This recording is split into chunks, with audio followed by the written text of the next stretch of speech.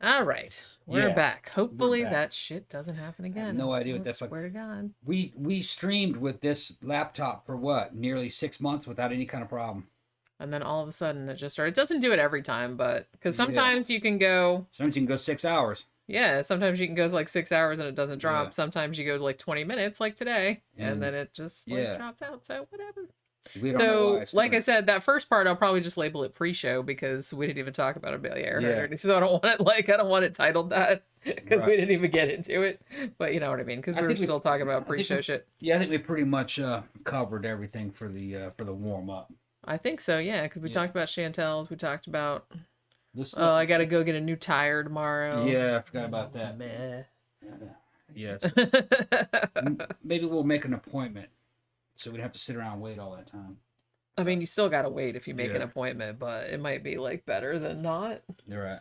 We'll go to Tire Kingdom tomorrow. I was going to do it on the way home today, but I didn't know how long it would take. And I was just kind of like, I don't know. Show.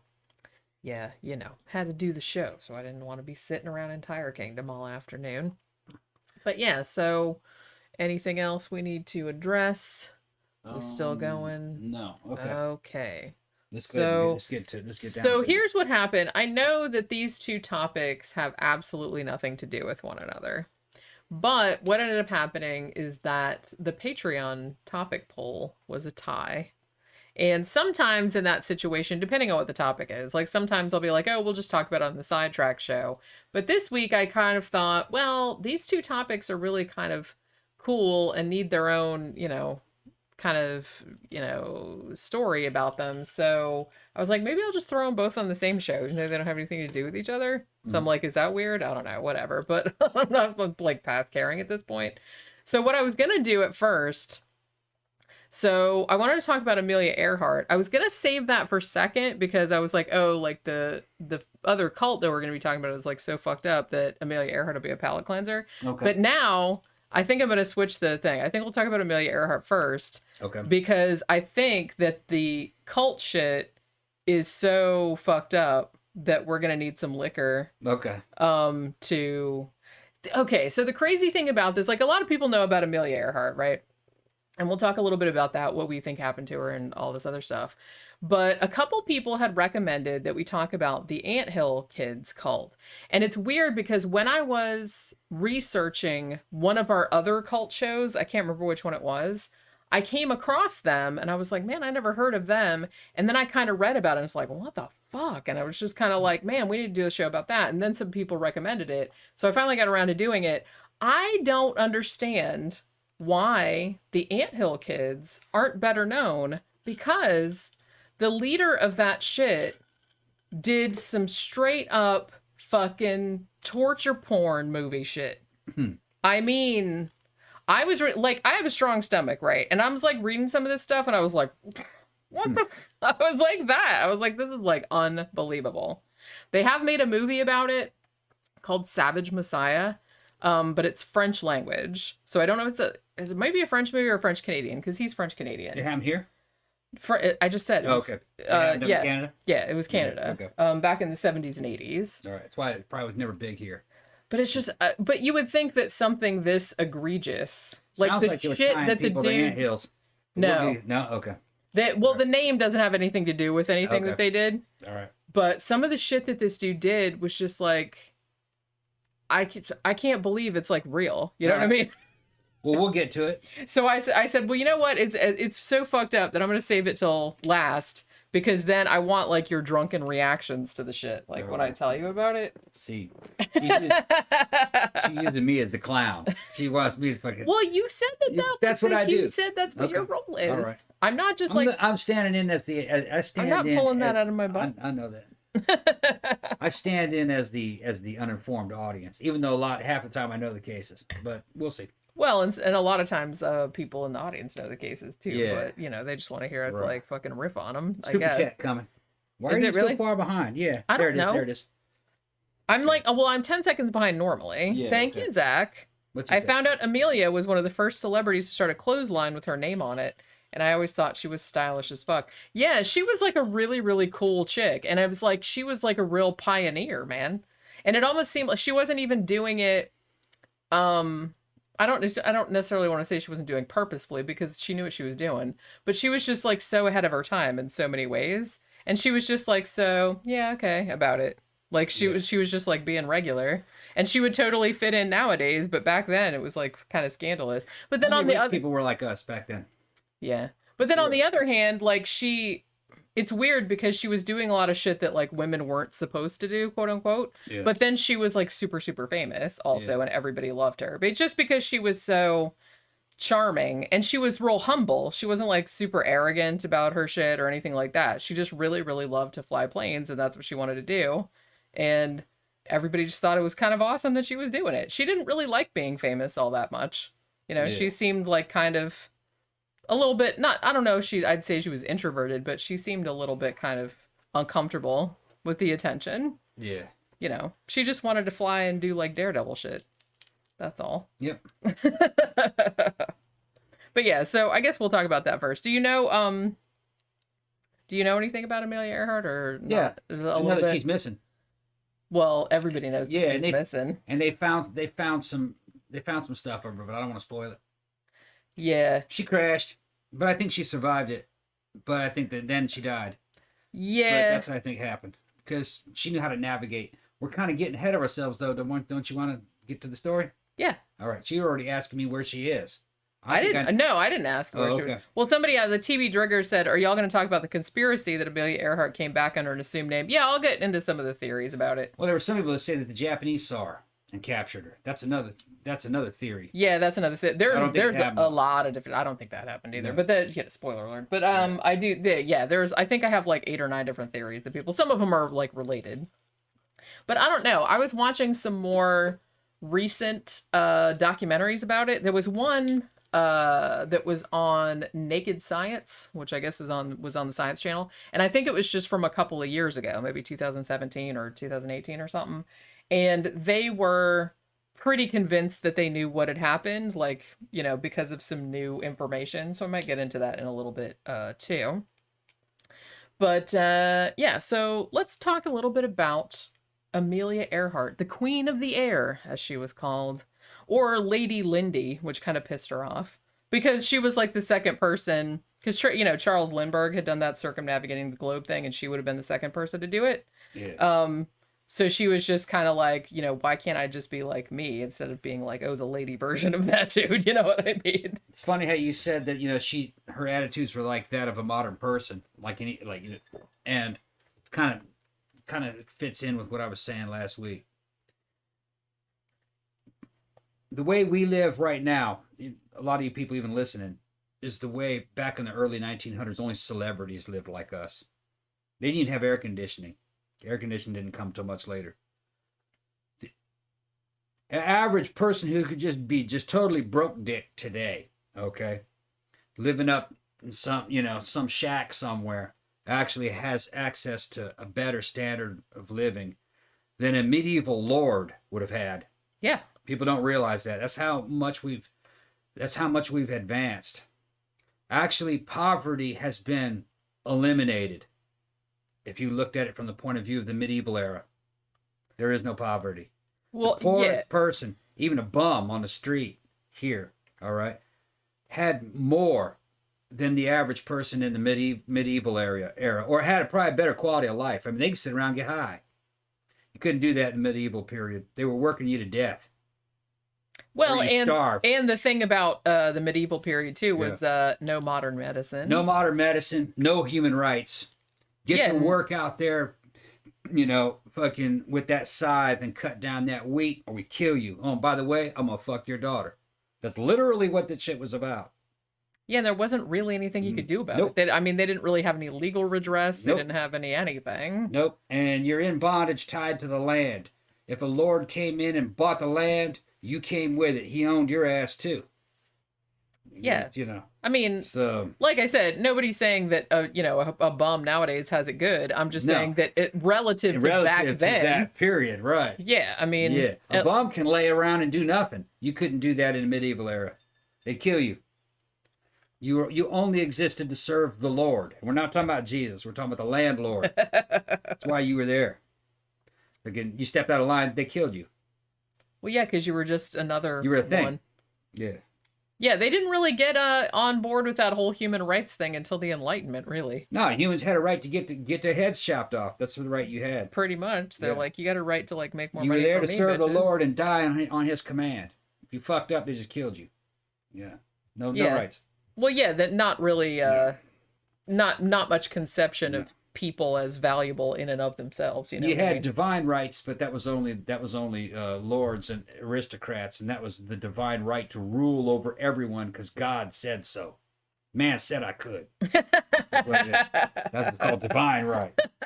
I got all these knights and warriors, so God says I'm here to fuck you up. Yeah.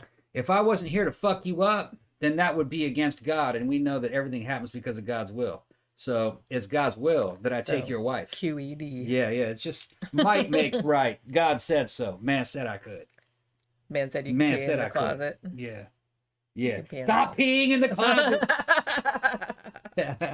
I swear to God, I think I mentioned this when we talked about that show, but I was like, the first time I watched that episode when he was doing all that, she was explaining like all the stuff that he did. I'm like, so he's just like a regular little boy then, or what? I mean, he wasn't doing anything like I never peed in the closet. No, I mean, but it's not that weird for like little boys to do gross shit like that. I have brothers, I know. He was running there peeing in the closet. I never peed in the closet. My brother once. He's crazy. My brother once peed on a cheese ball and then ate it. How old was he? I don't know. Yeah.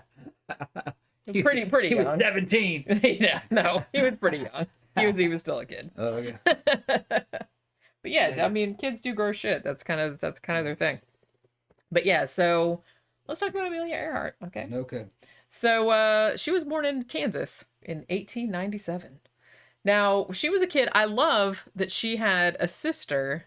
I can't remember the sister's real name was, but I remember that her nickname was Pidge. And I don't know why I remember that. I just thought that was so funny that was her sister's name was Pidge. So, I mean, even from a very young age, Amelia was, nowadays they'd call her a tomboy. Yes, kids played more outside back then, obviously, because they didn't have video games. But even for that era, she was pretty, rough and tumble. She, played a lot of sports. She liked cars, like working on cars. She liked mechanics. She was all that kind of stuff. Now, there's a lot of stuff about like her childhood and stuff, but I don't really think I need to go too much into that because most people just want to know about her going missing and like the theories about it. So we'll kind of just skim over that. But so she actually served in World War I. She was a nurse's aide for the Red Cross. That was in Toronto. She was actually working as a nurse's aide during the 1918 Spanish flu pandemic, interestingly. And during that time period, she got like really, really sick. I think she got pneumonia and like some other shit too. And it took her like a year like to get over that. She was like convalescing in hospitals back and forth. She got all kind of fucked up, but she was all right after that. Now she got interested in flying when she was pretty young. I think she used to go out and like, there was an airfield near where she lived. And she would go out and watch the Royal Flying Corps train. It was like in Toronto, and she would watch them flying, and she just thought that was the coolest shit ever. So she wanted to learn to fly a plane. So she actually went back to the U.S. after the war. She went to Columbia University actually as a pre-med student. But, she didn't finish because she ended up taking her first airplane ride in December of 1920. And was like, this shit right here is what I want to do, like with my life. I want to fly planes. Yeah, here's the context, people, in case you don't have the context. The airplane kind of appeared out of nowhere, just within a few years. So at the time that it first appeared, it was the height of technology. That was high-tech shit. Because you'd think it'd be easy to build that, But there's a lot of stuff you have to know.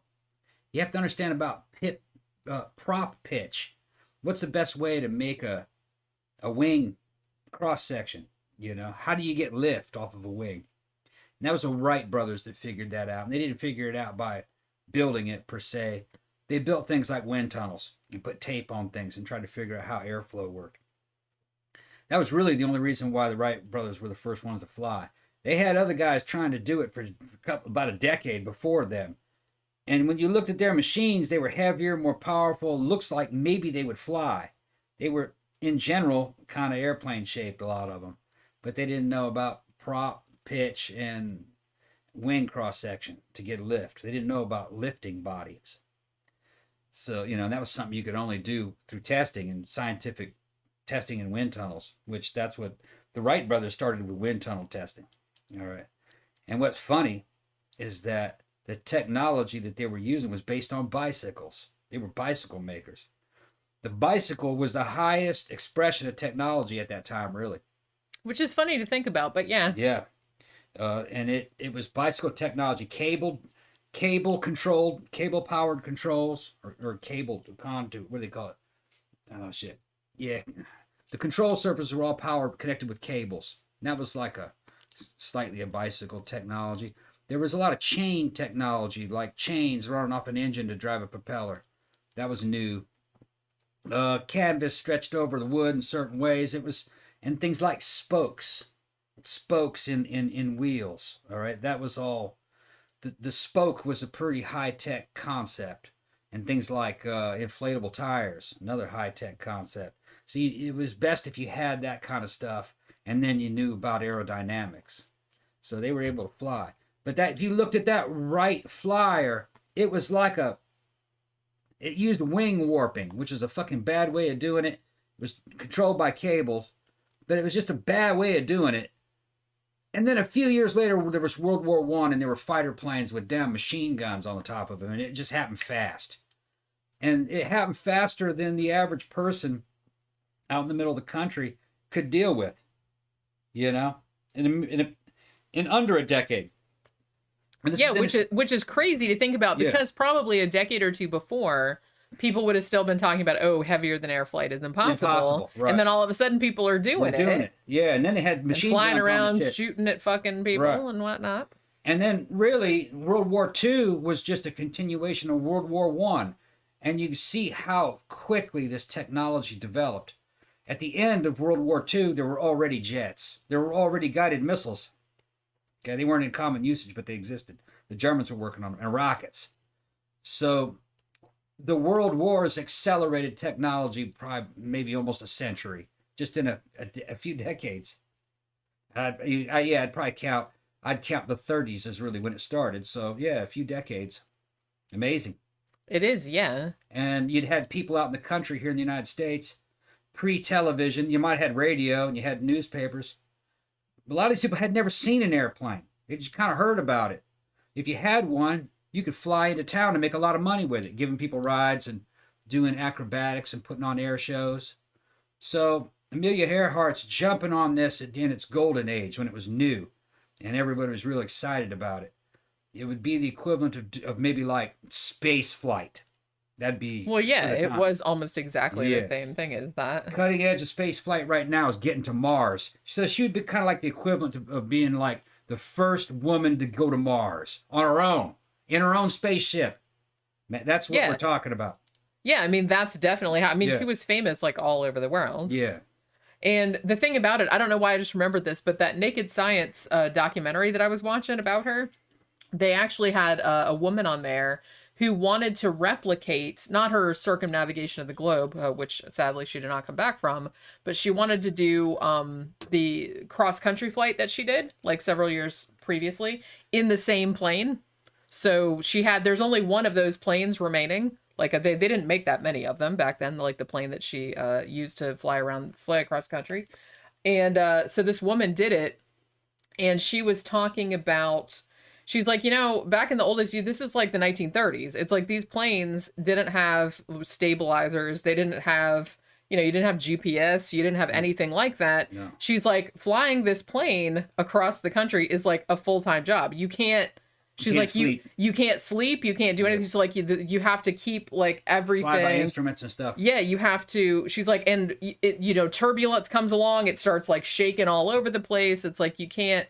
It doesn't have like all the instruments that we have nowadays. They're like, it's very, very much like fly by the seat of your pants kind of shit. Yeah, and in World War I, the motors they were using to power those aircraft wouldn't even, if you looked at the horsepower and the torque, and then the weight, they were so heavy for such a small amount of power that they actually made, they wouldn't have even made a decent motorcycle engine.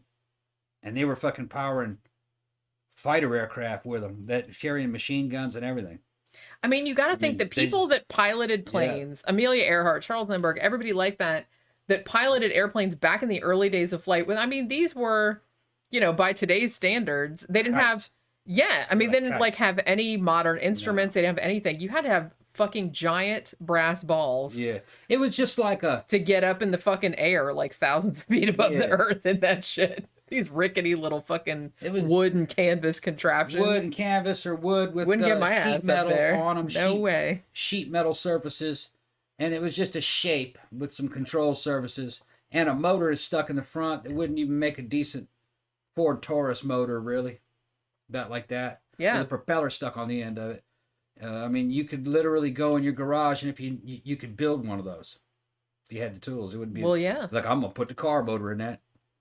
That's essentially what they were. Yeah. The plane that she flew around the world in, or that she almost flew around the world in, because it's like, it's sad because she disappeared, but she almost made it. She was on the last leg.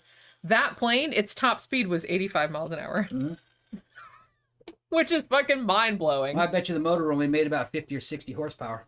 Probably. Yeah, I don't know the horsepower offhand, but I saw some shit that said it only went 85 miles an hour. Yeah. How does it even stay aloft? That kills me. If I remember correctly, like a DR-7, a Fokker DR-7, which is like one of the best World War II fighters, I think the motor only made 45 horsepower, I think. Like I said, my Buell motorcycle in there makes 103. And that motor weighs like 1/4 of the weight, just the motor. 1/4 of that weight. And, more than twice that power. More than twice. So you could pull that motor out and put my motorcycle engine in it, and the fucking plane had been a lot lighter and a lot faster. Yeah. Yeah, with more power. And the thing about her flight too was she left a lot of shit behind, for weight purposes, like to make it as light as possible. DC was saying that's why they had such rapid progress too. Lots of room for improvement. Yeah. I think a lot of people don't realize. I was reading a book or an article about this not too long ago, and it was kind of talking about technological progress, but it was also talking about stuff like people that broke records, like in sports and stuff. And they're like, why is there so many records like back in the old days and now there's not so many? I'm like, well, because we're hitting the wall of human. Back then, it's like we didn't have all the shit that we have now. So, and there weren't as many people doing it. So it was easy to break records because, there just wasn't, the pool wasn't as big. Now that there's so many more people, there's so much more technology, shit like that. It's getting harder and harder and harder to get that little extra There was mile. shit that was going on in the 30s that started to come to fruition in the 40s in Germany under the Third Reich, because the Third Reich was able to fucking pour a bunch of money into technologies. They would pour money into anything. People think that they were efficient. They weren't. They were highly inefficient. They wasted a shit ton of money on crackpot ideas. But some of that shit actually worked. And some of the stuff would have worked, maybe, if they continued to work on it. And one of them was an aircraft called the Sanger and Antipodal Bomber. And they were going to launch it off of a fucking launch rail in France. And George S. Patton captured it. And he wrote about it, but even in his day, before he died, he didn't know what it was. He never got an explanation for it. But what it was is it was a giant concrete launch rail that you could launch a space plane off of. The Germans were making a space plane. And it was a 2-stage thing, like a space shuttle. And you're supposed to get it up to the upper atmosphere, and it would bounce off the atmosphere, go to the other side of the planet, go over New York, and they were going to drop a dirty bomb on New York, which was a bunch of silicate, radioactive silicate. And it would come down and contaminate New York and supposedly get us out of the war. And then the thing would fucking skip back across the atmosphere. It would never come into the atmosphere until it got back over Germany, and then they'd land it. And they were working on that shit in the 40s. It may have worked, maybe. Some people say the math wasn't quite right, but they would have tried. Michael Schaefer asked about the flying bell. The flying bell. Yeah. You have to be more specific. I don't know if he's talking about the Nazi bell. Well, yeah. That's what he's talking about? Well, because you were talking about. Yeah. I don't think it actually existed. I think it was a... All right. Damn, we're getting off topic, dude. It's a good question. But we're getting off topic. What was described, evidently, I think it was a Czechoslovakian guy wrote a book about it, and he claims that an SS one of the SS Obersturmführer, one of these guys who's in charge of a fucking special SS project, that they were working on something that was electric powered down inside a cave. It was shaped like a bell that had a damn glass window in it with some kind of purple glowing fluid that spun around, and it killed all the plants, and it killed a bunch of people working on it. Then they come and say, well, were they trying to bend time? Were they trying to build some kind of a this and that? The only thing that I know of that glows purple with liquid metal in it that could kill you would be an ion engine. An ion engine would do that, and it would require a lot of power. Maybe they were trying to work with ion propulsion. But ion propulsion never produces the amount of thrust you need to fucking drive. You couldn't even push the engine. I mean, it's like a slight breeze. It's good in space, maybe, to move a satellite, but not in an atmosphere. But the Germans maybe didn't know that. Maybe they were working on some kind of ion engine. That's the only thing I can think of. Yeah, it's possible. Right. Maybe they thought that would be an engine that didn't have hardly any moving parts, you know? Yeah. But it would require an amazing amount of electricity, and it would produce a very small amount of thrust. Maybe it was just a research platform to see how much thrust you could get. Maybe that's what all it was. And they wouldn't have known much probably about radiation or, ionized particles and stuff, that could be very poisonous, very dangerous to you. So maybe they ionized themselves. Oopsie. But I lean more towards it that it didn't happen. I think somebody made up a story that they worked on an ion engine. You know what I mean? Yeah, like in retrospect. In retrospect. Somebody knew what an ion engine would be like and tried to make up a story about a crude ion engine.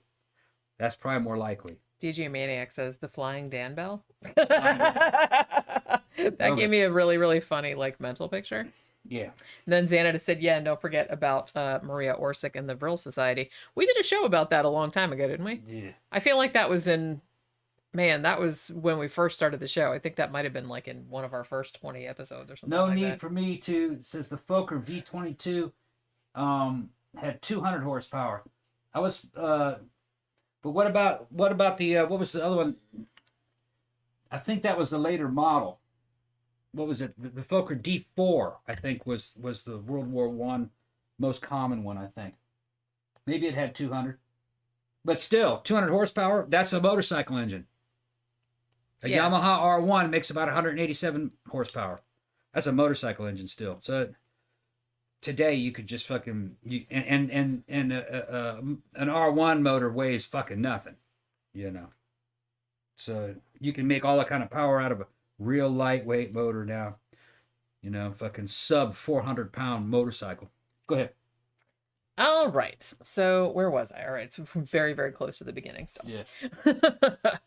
So as I said, Amelia Earhart gets super jacked about flying, and that's all she wants to do, right? So January 1921, she actually started taking flying lessons. She found a woman, a flight instructor named Nita Snook, and she took a job at the Los Angeles Telephone Company as a filing clerk to pay for the lessons.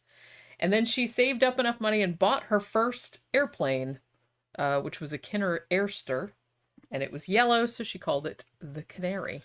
Now, she ended up passing her flight test in December of 1921 and got her National Aeronautics Association license. And then 2 days later, participated in her first flight exhibition. Because, like I said, this was in an era where women didn't really fly planes. I mean, it wasn't really a thing. So the fact that she was out there flying planes was kind of a big deal. So everyone would kind of want to see. So she would go to all the exhibitions and whatnot.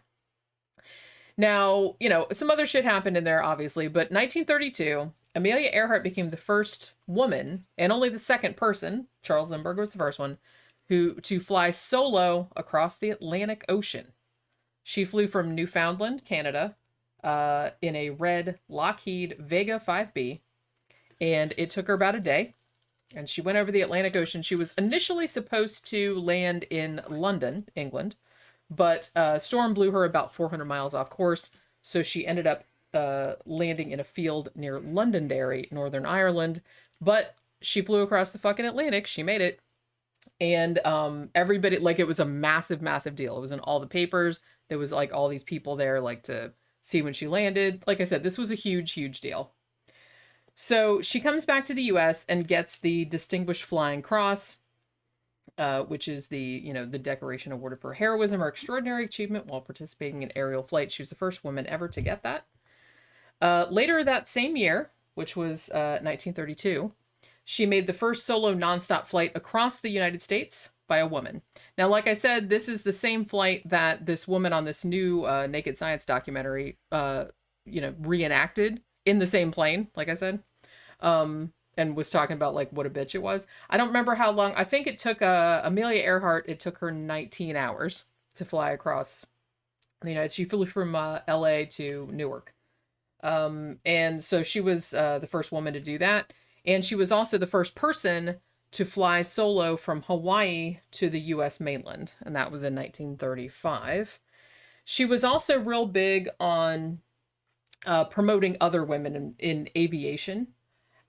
She formed this organization called the 99s, which was an international organization for the advancement of female pilots. And she was the first president of it. And I guess that is still around today. Okay, hold on. What's that? All right, I'm going to answer your question. The Fokker DR-1, which that was the triplane, had 110 horsepower. The Fokker DR-7, which was the one that was better, which is liquid-cooled and inline, it had 160 horsepower. So most of them that was the best shit they had going, really. The DR-7, or the DR-7 is supposed to be one of the best planes of the war. So 160 horsepower. My motorcycle's only 103. There's a lot of 160 horsepower motorcycles running around.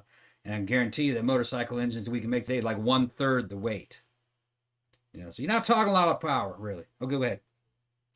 Yeah. Now, what I was saying before about Amelia Earhart being like real ahead of her time, like, so listen to this shit. So we're talking about a little bit about her personal life. Now, she was engaged a little while to this dude named Samuel Chapman, who was a chemical engineer, but then she broke up with him. And then she starts dating a dude named George Putnam, who they called GP. He was a publisher. Now, he actually pursued her, I guess. He was like super into her. He proposed to her like a whole bunch of times and she kept saying no, but then finally she agreed to. However, she had a bunch of conditions, man. When they got married, she said the marriage has to be a partnership with dual control. She did not want any man telling her what to do. And it actually did end up like pretty good because he was in publishing and he seemed like managed her PR, like her public image, helped her raise money for her, flights. He would do shit like that. Like he was her backer. But another thing too, on the day of the wedding, Amelia Earhart wrote him a letter that said, "I want you to understand, I shall not hold you to any medieval code of faithfulness to me, nor shall I consider myself bound to you similarly." That's right. It was an open relationship. "I may have to keep some place where I can go to be by myself now and then, for I cannot guarantee to endure at all times the confinement of even an attractive cage." There you go.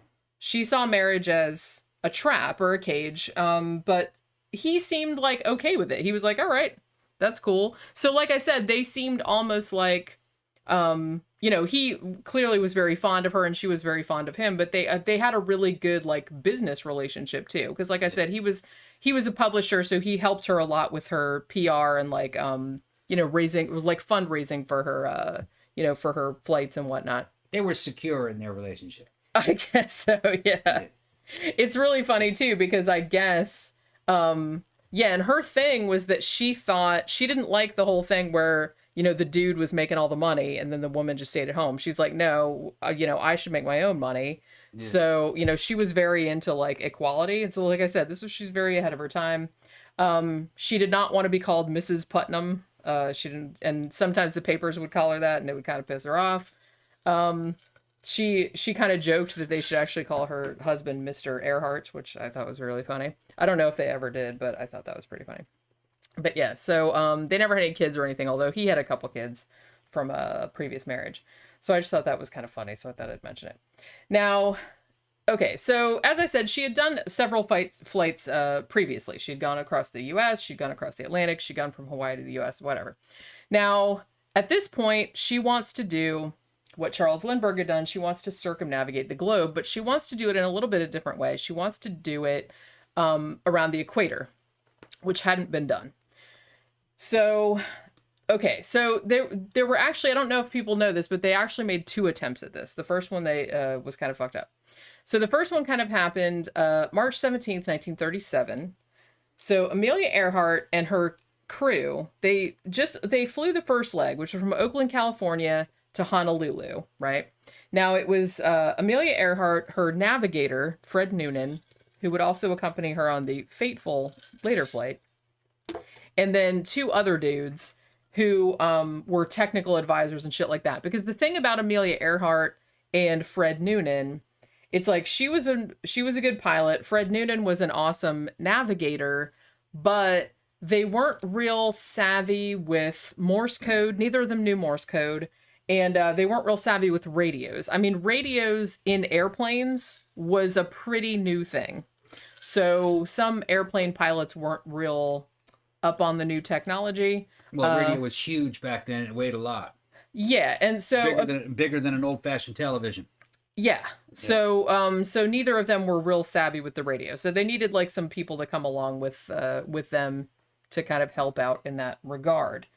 However, during the first leg, because like I said, this was their first attempt at like going around the world, but they were only on the first leg of the journey. But they had some problems with the propeller hub's variable pitch mechanisms, and they had to land in Hawaii for the plane to get looked at. So this plane, which was an Electra, they took it to Luke Field, which was Navy. That was on Ford Island in Pearl Harbor, and it had to stay there for 3 days for repairs, and then it took off again. Now, there was 3 people on board. It was Amelia and Fred and Harry Manning. Like, the other dude had fucked off. So the next place they were going to fly from Pearl Harbor, like Luke Field and Pearl Harbor. They were going to fly to Howland Island, which is this little like fucking tiny island in the Pacific Ocean. Now, Harry Manning was the only guy that was the only one that knew how to operate the radio properly. Now he was supposed to use like the radio direction finding to find the island. Cause like I said, the Pacific Ocean is big, y'all. And this island is really, really small. So he was going to do that, but the flight never ended up leaving because when they went to take off, there was what they call an uncontrolled ground loop. The forward landing gear collapsed, both propellers hit the ground, and then the plane skidded on its belly, and a portion of the runway was damaged. Now, even to this day, people still talk about what the fuck was the deal with the plane, because I think a lot of people are like, oh, let's blame the pilot, like, because Amelia Earhart, oh, she's a woman, haha, they can't drive or anything. But several witnesses, and that's what Manning said, but a bunch of witnesses that were watching the plane take off said that one of the tires blew. Or that it looked like one of the tires blew, or that the landing gear had collapsed, that's what happened. So I don't know if it was pilot error or if it was mechanical error, but regardless, they didn't make it. So they said, okay, well, we got to scrap this shit and we'll try it again some other time. So, they just said, forget it. They took the plane and they took it to the facility for repairs. Now, so Harry Manning, who was their radio operator, he kind of came out and, like I said, he kind of blamed Amelia for the plane getting fucked up. Even though, as I said, it might have been a blown tire or collapsed landing gear. We don't really know. Because, there are differing witness accounts. But he decided that he wasn't going to, he's like, well, I don't really trust her to pilot a plane around the world, so I'm not doing this. So, so at this point, there's only 2 of them. So it's only Amelia and Fred Noonan, the navigator. And as I said, neither one of them were super skilled with the whole radio thing, which may have contributed. I don't know, though. I don't know if them not being skilled radio operators really had all that much to do with what happened to them. I have some other theories about it, but, we'll see. I don't know. I'm just saying. So they scrapped it. Then later on, okay, so June 1st, 1937, Amelia, they're going to do this shit again. They've been planning it all this time. So her and Fred Noonan take off from Oakland, California, going east. This is going to be the second attempt. She's going to be the first woman pilot to circumnavigate the globe, like I said, around the equator. Now, her plane was a twin-engine Lockheed 10E Electra. And so they go to Miami first, then to South America, then they cross the Atlantic to Africa, then to India and Southeast Asia. So like I said, they made it a long way. They made it almost all the way around, right? They're in there hypothesizing that maybe Amelia Earhart was a lesbian. No, I don't think so. No, I don't think she was either. The way she looked, and she's wearing pants and the short hair and everything, that was real popular in the 20s and 30s. There was a whole subculture of new women that were like that kind of coming out of the down flapper scene. She was somebody kind of like Louise Brooks. There was a lot, and they tended to be rich girls who did whatever the fuck they wanted to do, and the idea was that they were real competent and they could have sex with whoever they wanted to. You know, well, and they were coming from a place where it's like, well, if a man can do it, I can do it. And I can do it too. Yeah. Yeah. They smoked cigarettes. Yeah. Which they weren't really supposed to do. They wore pants, which they weren't really supposed to do. And they had short hair.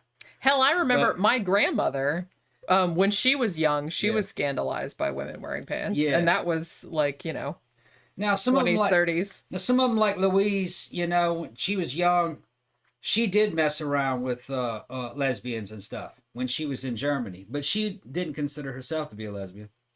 She just would have sex with a lesbian. It's just one like, of those things. I got that pussy, and then just move on, and then just go do some dudes.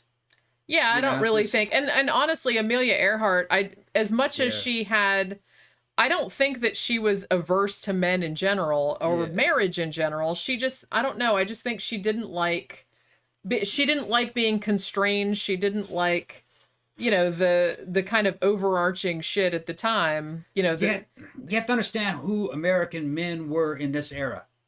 Okay, they were dudes a lot like the Chinese men of today. They're real close to that. Real cut and dried, kind of boring. Real family oriented, super, I don't want to say uptight, but kind of uptight and traditional. Real. Like, uptight, like, and they kind of expected things to be a certain way. And I go to my office for 7-8 hours a day. When I come home, you must have the house clean. You must have dinner cooked for me. You must do this. You must do everything for me. You must raise all my children. You must do my secretarial work. You must do. And I'm gonna go out and I'm gonna do work. And if I come in late, don't ask where I've been. Yeah, like it was very much like that. And that's, and because, this is a man's world and all that kind of, they were like that, you know what I mean? Yeah. And that still exists in China right now. And I don't think it's as bad in Japan as it used to be, but Korea is a little bit like that.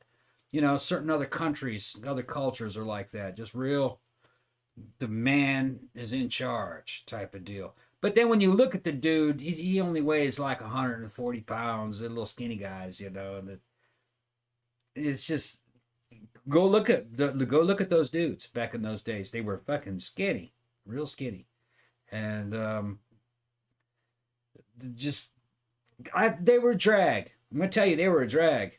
Well, yeah. I can just see recordings of those dudes and just go, nah. Well, can you imagine being like married to that and like having it? Because like you imagine how much more of a drag that would be. Well, and like I said, the thing that I always thought was cool about Amelia Earhart was that she had these really, like, for the time, very, very liberal attitudes, but she didn't make a big, she made a big deal about it, but not in a way that she was she wasn't self-conscious about it. She was just kind of like, this is how I am, just like deal with it, but not in an arrogant way. Right. Because she was actually really humble and kind of soft-spoken and stuff, and she didn't like being in the spotlight or anything. She was just like, Yeah, the only people back in this era who weren't really drags were celebrities. Real famous people or super, super rich people. But then you can even study and read a book about, say, like Howard Hughes. Howard Hughes was ahead of the competition for his time. But if you read the fine print, he was kind of a drag too. He wouldn't be able to compete against a cool modern guy of today. You know what I mean? Like his version of fucking Get Wild would be going down on some girl. Oh man, I went down. You know what I mean? He'd actually write down the dates. That's literal. Yeah. He'd write down the dates. On the douches, because he'd douche them out first. Yeah, he kept them. So it was a ritual and shit. We talked about that on our show about Howard Hughes. He thought he was going to the moon when he was doing that, okay? Fuck, dude. So you're not talking about the same mentality, All right, at all. I'm glad that shit's gone. Well, it's Yeah. not completely gone. There's still some dudes that have that mentality, but I'm Yeah. just like glad. I'm glad I didn't live back then. Yeah. That's all I'm It'd be saying. boring. It would be awful. Yeah. Well, And then you had dudes that were straight up predators that didn't know, that should have known better. Guys like, that was old Errol Flynn. He bought a 13-year-old girl from the damn parents, kept her in his house. He had a special room with an overhead two-way mirror, so other people, he could bring his friends over and they could all watch each other fucking this girl. That was some weird shit. And he'd give everyone cocaine. yeah. And then he was big into these underage girls. He was a Hollywood star. time. This is way back in the day. Errol Flynn, not a good dude. No. All Well, right. a lot of them weren't. Yeah, not a good dude at all. But the thing is that society didn't have a fucking concept that things like that would happen. So every now and then you'd get a dude that would just try to take advantage of the shit. Like, oh, Yeah. they'll never suspect that I'm doing this 13-year-old girl. They, they're they didn't think that. I guess they thought people didn't think, or maybe it could have been you could get married at 13 in a lot of the states at that And time. everyone was like, So whatever. yeah, that's old enough. Close enough. Yeah. Weird. It is weird. That's weird shit. Well, yeah, like nowadays you'd be in prison for that You'd shit. be in prison for that and shit rightly nowadays. so. Yeah. But the thing it was about it, sketchy back then because Yeah. people were talking about it. it's People probably knew. less sketchy It was back less then. sketchy, but yeah. But yeah. Right. The thing, and I forgot to mention too, because I think somebody was talking about it in the chat about how it's easier to be like, like somebody like Amelia Earhart when you have money. She Yeah. actually didn't, her family was not wealthy, really. And the thing about it was that all the flights that she did, Yeah. they cost a lot of money. So she had to fundraise. Her Yeah. and her husband, like I said, he was instrumental in kind of like helping her out with her public relations. Because he was a publisher, and they had to raise money for her circumnavigating the globe flight. She was basically on like a publicity tour for like a year before that, going around raising money, like doing exhibitions, doing all this other kind of stuff. She wrote books and shit like that too. So she was trying to raise money for it. And some people have speculated that it might have been a contributing factor to why she, supposedly crashed or disappeared or whatever, was that she might have been exhausted from the because she had not rested for like a year prior to that. She had been touring around fundraising for the around the world trip that she was doing. So they absolutely did not have, fuck you money where they could just kind of like, oh, we decided as a lark, we're going to like fly around the world. They had to raise the money for that. And that's what she did. She went on a publicity tour and raised money, and and she was fucking worn out. And some people that knew her, I was watching some documentaries about it, and some people that like knew her, and they were talking about she was absolutely like really, really worn out. Like when she took off on that, but she was just so determined that she wanted to be the first woman to do it that they couldn't really talk her out of it. So, so I don't know if that contributed or not, but it possibly could. Another thing I want to add too, it's interesting, some documentaries mention this, some other ones not so much, but Fred Noonan, her navigator, I'm not blaming the dude or anything like that. Okay, so according to everyone I have, read or seen, he was a brilliant navigator. He had worked for Pan Am and, various other things. However, he had been fired from Pan Am, and he'd been fired from Pan Am because essentially he was a drunk. Now, it may be that the night before the fatal accident or disappearance or whatever, I think that he and Amelia had an argument because she reported on the radio that she was having I think she said something like personnel problems or something like that. And I guess he had got mad at her and like gone off to a bar and like got fucked up. So that also might have contributed. I'm just saying, it's, what I mean? So it's interesting because I saw some documentaries that mentioned that he was kind of known as a drunk and that's what he got fired from Pan Am for, and other documentaries that didn't mention it. So I just thought I'd mention it. I'm just saying. But he did get fired for that, so it's not like I'm just pulling it out my ass. So, so they went to Miami, like I said, South America, then they flew across the Atlantic to Africa, then east to India, Southeast Asia. Now, on June 29th, 1937, they got to Lae, New Guinea. Now, when they touched down here, they had already gone 22,000 miles and they only had 7,000 miles to go. This was like I said, this was pretty much the last leg of their journey. They had one more like stop for gas, and then then they were going to, a couple more stops for gas, and then they were going to be done. So they landed in New Guinea, and then they took off on July 2nd for Howland Island. Like I said, that was where they had, been going to before, and that's where they were going to refuel next time. However, this was when they both disappeared. Now, it's creepy because there is actually video. It's very brief, but somebody took some video of them getting into the plane, climbing up the side of the plane and then leaving. Leaving for Howland Island. And that's like the last time that they were ever seen. So watching that footage is like really super creepy. Like I saw it on a documentary earlier, and I was like, ugh. Like I got goosebumps watching it. So what ended up happening? So they're flying toward Howland Island, and at some point during that time, they pretty much disappeared. Now, they did have radio contact with her because, like I said, Amelia Earhart was so famous. Her shit was in all the papers, like all this, the circumnavigation that she was doing. And so there were ships and stuff like at all the points where she was going to land to make radio contact with her and check and make sure she was all right. So she had shit around the world. It was, it was a plotted course. So they had ships and shit there to, check up on her. Right. So they do have some radio transmissions from her, that occurred shortly before her disappearance. Now, what probably ended up happening? So there was a U.S. Coast Guard cutter, and it was anchored off of Howland Island, and they were waiting for her, to get the radio signal. Now, they were getting radio signals from her. So for a while, it was kind of like... they heard she was reporting I'm going 140 knots or whatever. Everything's okay. That's what she always said at the end. Everything okay. That's what she would say. But then apparently what ended up happening, because a lot of people have said that it's she should have had enough fuel to go. Cause when she vanished, she should have had 2 more hours of fuel. So it's she should have had enough fuel to get to another, set of islands or whatever. But I think what ended up happening is that from the documentary I was watching earlier, which is pretty new, they said she did have enough fuel for that. But one, there had been a bad storm over her route, and she had to fly over it, which, like I said, uses more fuel. Also, the headwind was twice as strong as what they had. Which slows you down, which means you burn up fuel. Which means you burn about 10-20% more fuel. So it's possible that she could have run out of gas. And it really does seem like that might be what happened, because her last transmission, she sounded kind of panicked. And she was saying that she had run out of gas, and she was saying something like, I don't see the island. Where are you? And so it might have been that they kind of got turned around a little bit. You know what I mean?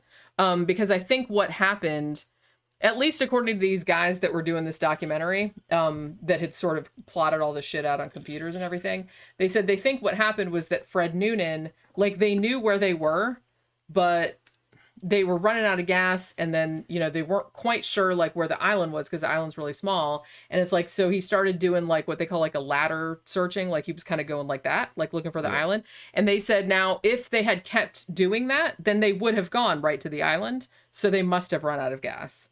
Because they said that's pretty much what the last, transmission said, that they were running out of fuel. It's the most likely thing that... I think it's the most likely. But you know what? I'm not saying that that's what happened. They're just saying that what? What she was doing was extremely dangerous. You take it. You take it for granted that you can fly across the ocean.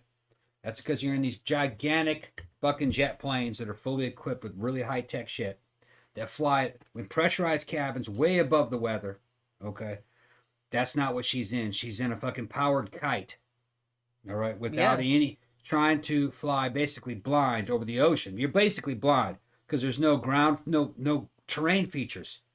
So she had a map and a compass. Yeah. That's it. So that means you're flying by instruments. You might as well just be blind. because you can't find your location by looking down and trying to do terrain features association. It's nothing but waves. So wind conditions and everything, it burned up her fuel. Probably hard to tell for sure you are where you are. You start to question yourself. Did I actually doze off for a little while? Maybe I lost track of time. Maybe I was off course for a while and didn't realize it. Just a few degrees just a few degrees off course over time can send you hundreds of miles away. Yeah, and that's what right. might have happened. I mean, because like I said, there was a storm, and apparently she tried to fly above it. Yeah. But she still could have been blown just a couple miles off course, and then the farther she went, the more off course she got. And imagine you're being buffeted around, and you're trying to maintain course, and you're just looking at a damn artificial horizon and a compass, trying to. I guess I'm going the right way. It's in this way somewhere. Like I said, like people that flew planes like around the world back then, giant brass balls. Yeah. So, what you're doing is not safe by its very nature. It's amazing that... And she knew that, I mean, I guess. The fact that she made it 22,000 miles, though, in this plane. That's why everybody was paying attention to it. That's why it was a feat. Because you had a good chance of getting killed. And that's what happened to her. Well, yeah. That's what happened to her. Unless you believe that she, turned up sober. I don't. Well, later, there was some stuff that turned up that maybe they made it to an island. They may have, but I don't know. I don't know. So, yeah. They found some stuff. Supposedly, they found some of her belongings on a little island. Yeah. I don't know if that got verified. It was a long time Yeah, that's the thing. It's like I keep seeing that they found like a jar of freckle cream and like a shoe. I think the shoe... And a piece of paper or a book or something and a picture. The one shoe that they found, I'm pretty sure that wasn't hers. Because even though it was a brand that she wore, I think it was like too big for her. I think they did find some bones, but I don't know if they know exactly if that's because they said, well, it might be... It was from that time. Yeah, it was from around that time period. Yeah. But so after they disappeared... So Franklin D. Roosevelt was the president at that time. So they searched for Amelia and Fred for like 2 weeks, all over the place. But they never found anything. No sign of wreckage, no nothing. So July 19th, 1937, they were declared lost at sea. So as I said, there have been a lot of interesting theories about this. Honestly, I probably think it's the most likely that she simply, got a little bit off course. And then by the time they were coming into Howland Island, like I said, they seemed like they were kind of figuring out where it was, but they didn't have enough fuel to get there. And they probably just ditched it into the ocean. But maybe not. It could be that they kept on going and made it to another island, but maybe just died before they were rescued. That could be as well. Now, as I said, they've been looking for her and for her plane for, since fucking 1937, however long ago that was. It was a long time. I can't math. Where she probably went down was in the drink. Yeah, I mean, like I said... Where they found those things on that little island, and it's just an island. It's like a damn sandbar in the middle of the ocean. Yeah, and we're talking about islands. These are tiny little... Yeah, little bitty sandbar. I mean, at least like finding that in the middle of the Pacific Ocean with no GPS or anything. There's like a sandbar in the middle of the ocean, the top of some mountain that used to be there, I guess. Anyway, there was some stuff on it, but I don't remember if it was... I do remember that was in a location where it was hundreds of miles away where she should have been. Which is possible. I think it was 300 or 400 miles. Yeah. Possible, but unlikely. Depends on the weather conditions. Well, the plan was they had a plan that if they didn't make Howland Island, then there was another set of islands like 300 miles, and they were supposed to head for that. So it's possible they could have made it there, although I suspect that they might have run out of... If they didn't run out of fuel, then they should have been able to make it, because they had another 2 hours worth of fuel. Technically. If they didn't have all the problems with the storms and the headwind and stuff, so it's possible they could have had enough fuel to get there. It's not impossible that they could have made it to that other island. But if they did make it to that other island, I think they died before they got rescued. The plane wasn't there. Yeah, they never did find the plane. Yeah, which I don't... that island was pretty small. You probably couldn't land on the island. Maybe that's why. Maybe she just ditched it in the ocean water and they swam to it. Yeah. I mean... But they didn't find the plane around that island, though. But that could have been maybe taken away by currents over time. Difficult to say. I mean, Maybe there was no real they've search. done fucking sonar. They've had like the fucking deep sea robots. They've had all that shit like around that area, and they still haven't found anything. They won't find that plane. I don't know. I mean, that's the thing. It's People can rotted say, away. yes, it's been, yes, it's been like decades and decades, but it's like, it's kind of like, look how long it took them to find the Titanic, for fuck's sake. Yeah, And that's how like a big that is. gigantic cruise ship. Yeah. Her plane was just like a dinky ass little 2-person plane Yeah, and in the Pacific Ocean. Yeah, and it's salt water. It would have just eaten it up. There wouldn't be anything left. A motor, maybe. Yeah. See, Landing gear. so there's one group, I saw that they're called the International Group for Historic Aircraft Recovery. Now they think that Amelia Earhart and Fred Noonan probably went off course from Howland Island, like we said, because like I said, there'd been some bad weather, and that they landed 350 miles to the southwest on Gardner Island. Like I said, it's not called that anymore. It's now called Nicumaroro. But that was, like I said, that was their backup plan. So they, it wasn't like out of the blue. It was, they knew where the other island was, like if they fucked up the ship to the other one. So they did suspect that maybe they landed on the formerly known Gardner Island. So they sent the Navy planes to fly over there. And they said that, I don't think that island was inhabited at the time, but they did see some shit on there that looked like maybe somebody had been on there. But they kind of like checked it out, but they didn't see the plane. So I guess they didn't really find like a lot of shit, but they suspect, as we were saying, that they probably made it to Gardner Island, but that they were there for a few days or a few weeks and probably just died there, like before the rescuers were able to come. Stop Propaganda says they still can't find modern airliners. So what are the odds they can find that little That's plane what I'm that saying. lives? It's like, yes, I know a lot of people looked. I know a lot of people, and now they have sonar. They have all, they have all this other stuff now, but it's kind of like that plane is really small and the Pacific Ocean is very, very big. Dom the Bomb says that that airplane is like dust in the wind now. Yeah. Yeah, that airplane's gone. Yeah, see, so they did find some shit on Gardner Island. They found like a piece of plexiglass that possibly could have come from the airplane window, maybe. It was the same kind of plexiglass they used in that window. They found, like I said, it was like a little empty jar of, looked like freckle cream, which was something that Amelia Earhart used. What's up, Pookie? They found some bones that might have been a finger. Like I said, they found a shoe, but I'm not sure if they found out if that was hers or not because it was like not her size. So in 2017, this group like sent an expedition to that island. Like I said, it's now called Nicumaroro, and they had some cadaver dogs, and they were sniffing around there, but they were looking for more skeletal remains, but they didn't find anything. They didn't find any bones, they didn't find any DNA or anything like that. But the fact that they did find, some plexiglass, some little cosmetic thing, could have been hers, because like I said, nobody lived on that island at that time. So it's possible that they ditched the plane in the ocean, then swam to that island, but nobody rescued them because nobody lived there. You know what I mean? So as I said, here's some of the theories about what happened.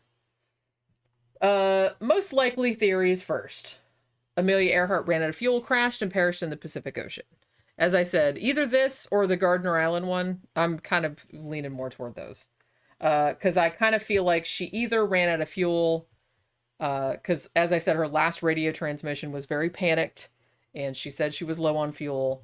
And if they don't know exactly where she was when they got that radio transmission, but they were trying to like triangulate where it might have been. And they said, if it's where we think it was, she wouldn't have made it. Right. Like to that, she would have run out of fuel before that. So she probably would have crashed into the ocean.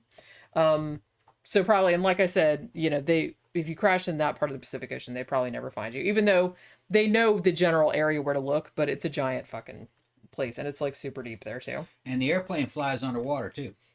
I people don't realize it. Yeah, that's true. If it sinks, right, it starts to sink, and the water acts on the wings just like it would wind, and it can glide and coast underneath the water.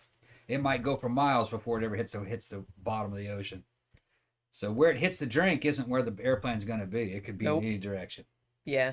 The boats do the same thing. They go down and then they take off in some weird direction and then hit the bottom. Yeah. Hit I the bottom mean, somewhere yeah, far I from don't. where People like don't because not only is the fucking ocean like vast, it's also like really really deep. Yeah. And I think where they think if she indeed crashed into the ocean, I think that area of the ocean was like some ridiculous. What did they say it was? I seen a documentary. I want to say it was like 17,000 feet deep or some shit like that. It was like some ridiculous. Yeah. It was like super super deep. But it's like, yeah, they'll probably never find I don't it. like the ocean too much. I don't either, man. Be out there it's in just, the ocean, you look down and you're just down in the blackness. You're like, God damn, it's like I'm flying. well, yeah, you know what's funny? Thousands of feet up over You the know surface. what's funny? One of the dudes in that documentary that I was watching, Yeah. he this one guy that was like investigating, and I think that's where I heard that it was like 17,000 feet deep or whatever. I could be remembering that wrong, but he said I wanted to go skydiving because I wanted.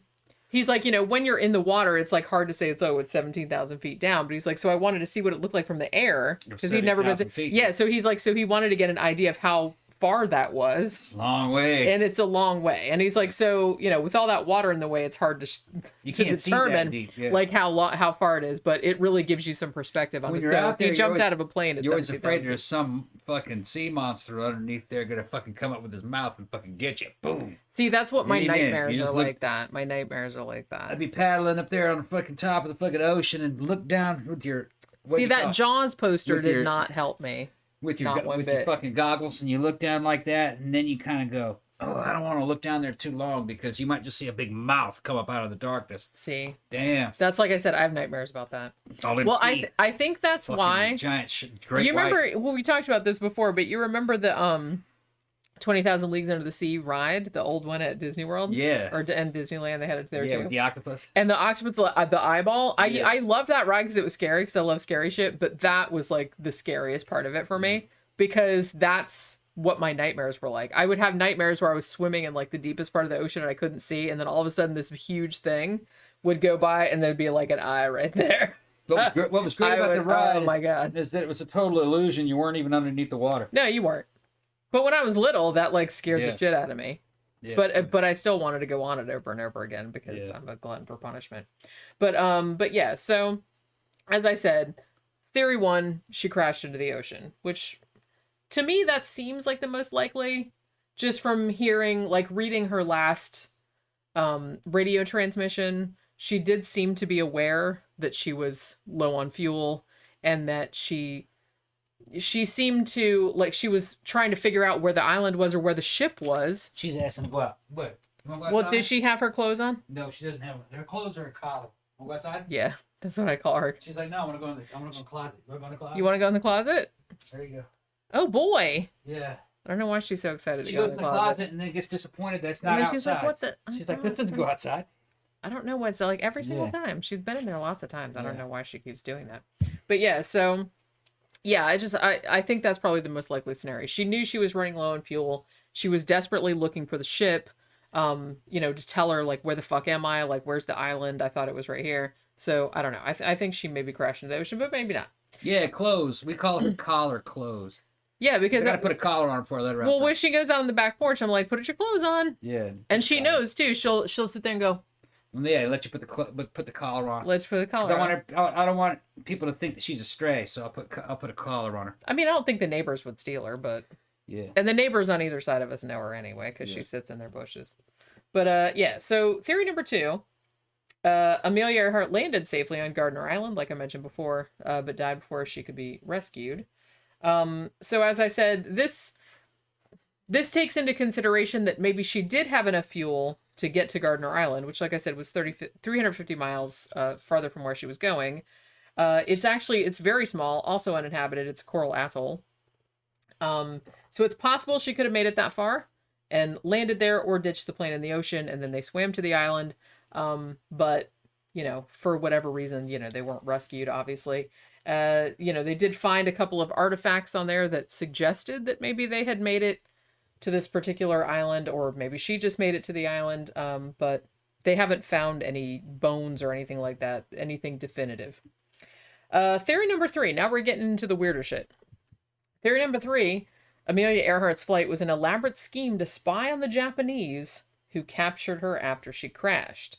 Now, I don't know how much stock I want to put in this because, like I said, this was 1937. So it's not like it was in the thick of World War II. You know what I'm saying? Yeah. I'm not saying that it's crazy that they wouldn't have sent people to spy on the Japanese. I'm just saying...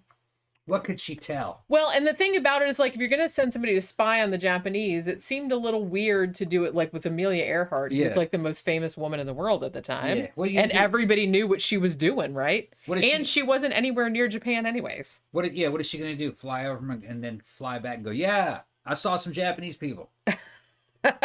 What's the photo reconnaissance stuff? Where are the targets? What is she going to... No, it's not what that was. Yeah, I think that's just kind of like one of those things where it's like, we want to make this story more exciting than it actually is. No. That plane was not equipped for any kind of spy mission. Well, and she wasn't even flying over Japan anyway. Yeah. And this was before World War II. Like I said, this was kind of before that would have maybe even been a consideration, I feel like. And she doesn't really seem like the ideal person to do that because she was famous and everybody knew what she was doing. I mean, every leg of her tour was like on the front page of all the papers. The theorists would say, well, her fame was her greatest disguise. I know how conspiracy theorists think. Kind of like how Elvis. He wanted to be an undercover, like, drug. Yeah, he was going to go undercover. Like, he thought that was going to work. Yeah. He genuinely did think it was going to work, I think. He really did seem to think that he could go undercover. We're going to do a show on that. We're going to do a review on that movie. We did a little tease already on Elvis and Nixon. But I think it's not real clear. I got to look through maybe some old interviews of his friends who were with him. Was he just trying to get a badge and talk his way into it? Did he just think this was all real fun? I'm going to go see the president. They're going to give me a badge. I'm going to see J. Yeah, it'll be a big lark. Yeah, watch him. I'm going to be detective at large. I don't know, possibly. Yeah, and then that would be like a big fucking lark, like, I got my badge. I did it. Yeah. Only the king could do it. It might have been something like that. Maybe it was like a bet. He had a bet with his friends. Or with himself, I think. Just to challenge himself to do something, to get a great prize. Something he shouldn't have really had. The damn badge. Yeah. Or he had other badges, so he was in the badge game. He wanted the biggest badge of them all. It's kind of like the Girl Scouts, getting your Girl Scout badges. Got your camping badge. Got your cookie selling badge. He wanted to fucking become a federal agent. Yeah. No need for me too, says coconut crabs. Wait a minute. Shit. Coconut crabs might have got her. Yeah, I just heard that as well. Those coconut crabs, if you don't know, are giant, terrifying creatures. Yeah, they're big old sand crabs. Although I imagine they might be delicious. I mean, maybe. They're everywhere on those islands that have them. Yeah. And I don't know, though, because people aren't eating them, or there wouldn't be that many of them. So maybe they don't taste good. Either that or just the natives are just appalled by them. How could a crab not taste good? Look, man, you got people in China and Thailand that'll eat cockroaches. We would never eat that. We got tons of them. They'd love it over here. Eat up them cockroaches. I wish somebody would eat them. Yeah, but maybe they're like on those islands. Maybe those coconut crabs are like their version of cockroaches. So don't eat that. Don't eat that. They just crawl in your house and like fucking snip off your dog's tail and whatnot. People in Louisiana used to eat fucking possum and armadillo. But they don't eat that anymore. That's pretty nasty. It is pretty nasty. But I think they were just trying to show off how fucking Cajun they were by eating that. See, I feel like a lot of food that's really gross, I think that's just like they eat that for a dare. Yeah, Dillon. Just so they can show like how, you know what I mean? It's kind of like the Scots and haggis. Yeah. It's like, I know this is... They could eat it. It's like, I know this is gross. It's like, and I think like the fact that other people being grossed out by it is part of the appeal of it, maybe. I don't know. Maybe it is good. I don't know. I don't know why you'd want to eat it. Well, I don't know why you'd want to eat a possum. They're slow. They make good pets, and they're dirty. You know what I mean? They spend all their time in. They're kind of cute though. They're kind of ugly cute. And then you have armadillos, which is the closest thing you're gonna get to a maggot. I mean, they're just fucking filthy. They carry leprosy and everything. And they just crawl inside a deer's asshole and eat all that's insides. I saw it myself. That was weird. That's one of my favorite stories of yours. Yeah. Well, I think I like it because the first time you told it to me, you even had like all the sound effects and everything. Yeah. Like of the armadillo like popping out of the deer's butthole. Yeah. And like that it just made me laugh and laugh. I was driving to the deer camp outside Heidelberg, Mississippi, my dad's deer camp. I'm driving and came around the bend and there was a dead deer in the middle of the street. So I went into the oncoming lane to go around it. Because, you can see cars coming for miles, so there's nobody coming. Went to the oncoming lane like that. And as I was changing lanes, that fucking deer moved. And you thought it was a zombie deer? I was like, whoa! And it went pop! And that fucking armadillo popped right out of its ass. I was like, what the fuck? And the fucking... Of all the things to see, that armadillo popped out of that deer's ass, like, yummy, and was running out of there. Yay! Happy as hell. He looking over its shoulder at me. Yeah, I got some of that. He was at the all-you-can-eat buffet. Fucking right. Because it's soft in there. They don't have real sharp teeth. The butt so buffet. He went inside the ass to eat some soft stuff, and then got full and came back out. Fucking hilarious. I didn't never seen that before. I was like, what the fuck? I've still never seen that. Yeah. That really, I'd have to pull over to like recover from that. Yeah, I was like, God. I was appalled. I don't know if I'd be appalled. I think I appalled. would just, like I said, I think I would just like crack up. When the deer moved, you know what I mean? I was like, what? I thought it was... Yeah, oh my God, it's a zombie apocalypse. And it popped out of its ass. I've seen this movie. Ran away looking at me over its shoulder.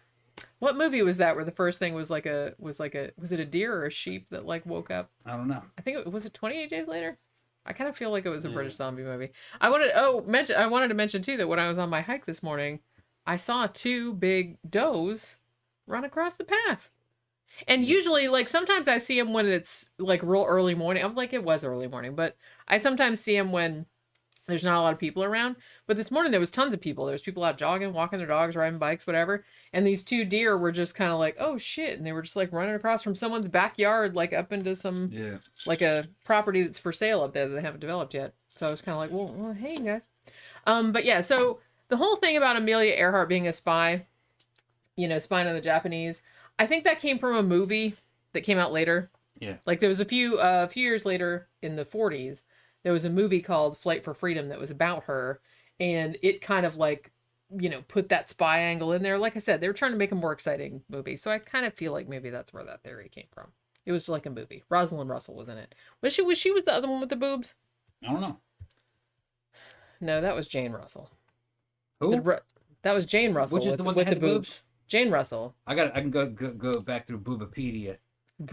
And we'll oh my God. Boobapedia.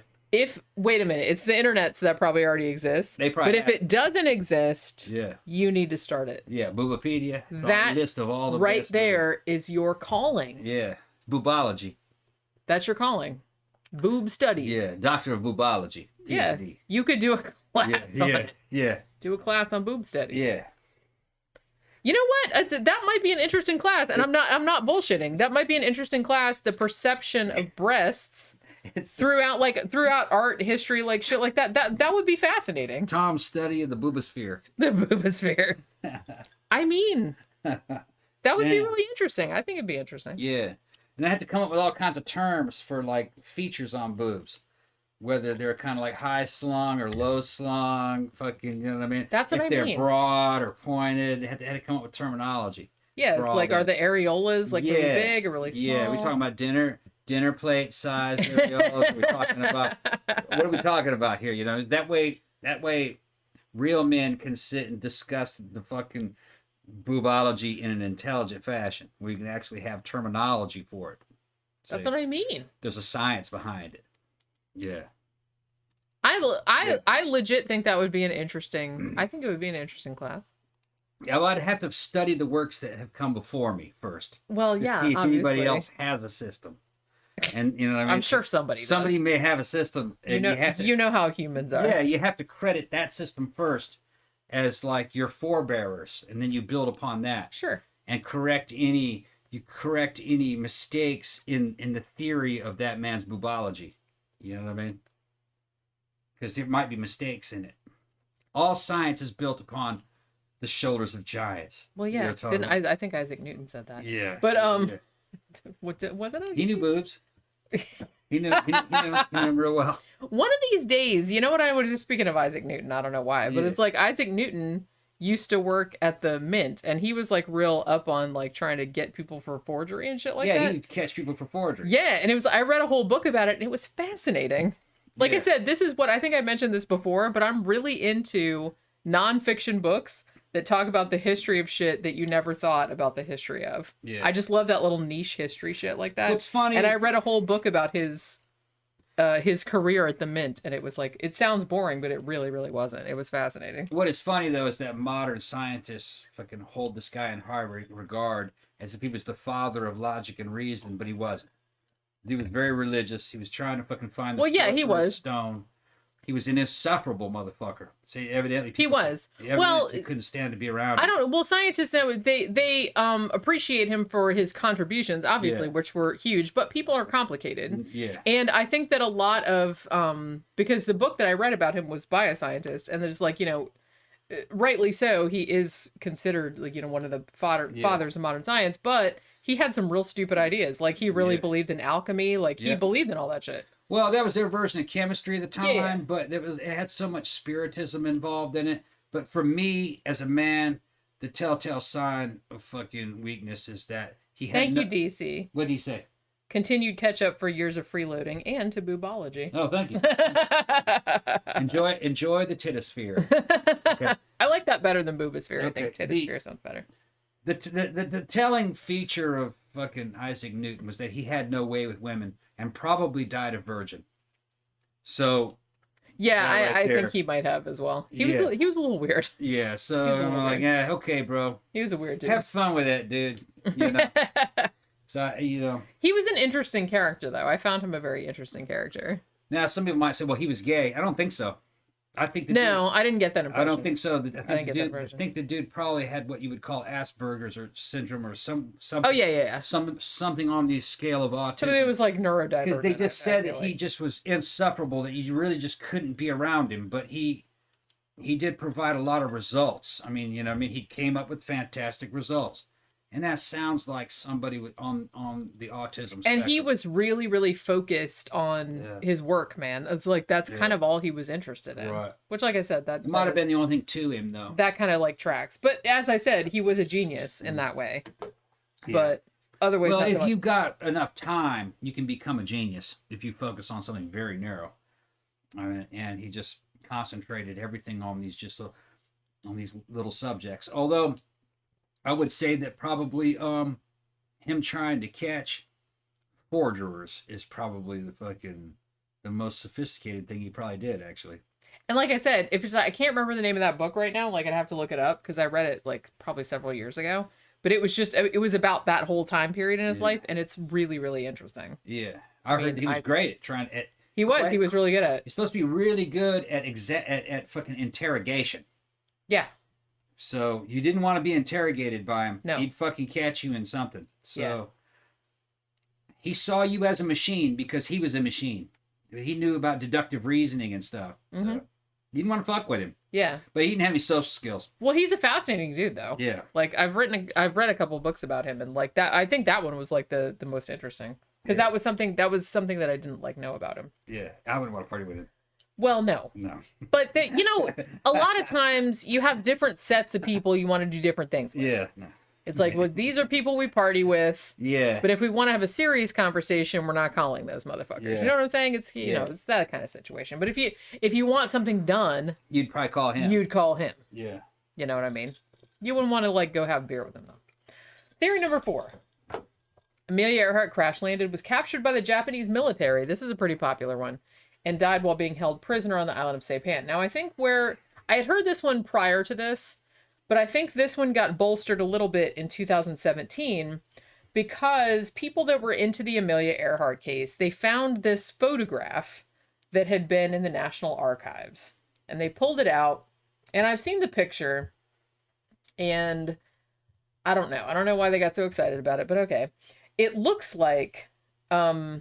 that it's kind of like a dock, and there's a bunch of people in the foreground. And then in the background, there's a plane that possibly could have been Amelia Earhart's plane, and it was kind of parked in this dock. And then there was like someone sitting on the end of the dock that could have been Amelia Earhart. You know what I mean? So what? Hold on, one thing. Fucking J. Marcus was like, well, what boobology? What about astrology? That was a good one, Jay. That was Yeah. a good astrology. Yeah, well, you know. Good. So yeah, so I've seen this picture.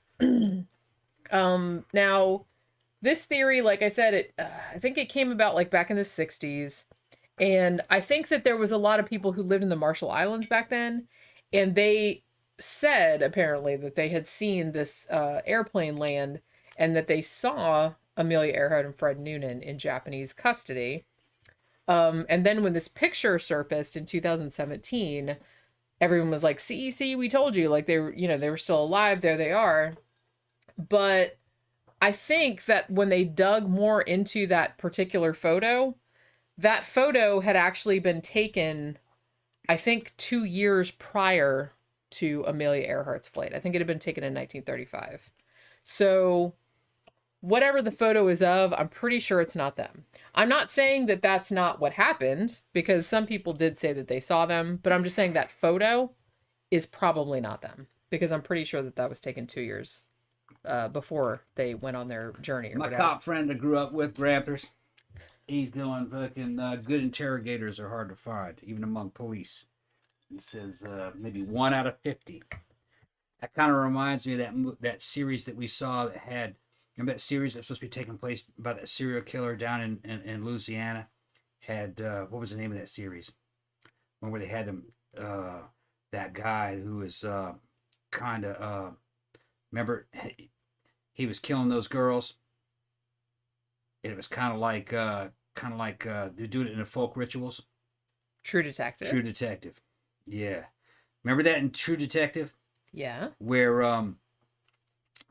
that one cop, they brought him in for questioning, and those two Louisiana detectives are sitting there just trying to get him to talk and talk and talk, and they don't say anything through the whole thing, and you as an audience, you think you're being fooled by this, that these are just two Louisiana country blue-gum detectives, that they're not about anything, you know what I mean? They're just country boys. And then fucking, what's his name? The guy, fucking that, and all of a sudden, boom, they got him. Remember that? They all jumped on his ass, and the whole thing was an interrogation. Yeah. Remember that? That was a great scene. That went on for what? 4 or 5 episodes. You think those two black detectives aren't detectives, and then all of a sudden, bam, they got him. That was fucking great, man.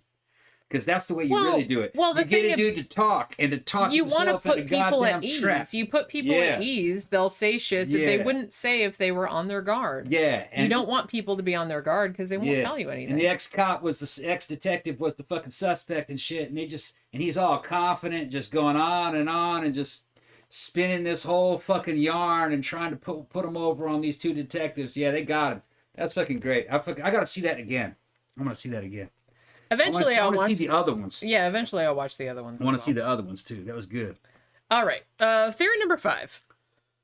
Amelia Earhart survived a Pacific Ocean plane crash, was secretly repatriated to New Jersey, and lived out her life under an assumed name. I've heard this one before as well. Now, this one goes back to 1970, possibly earlier. But there was a book that came out in 1970 that put this one forward.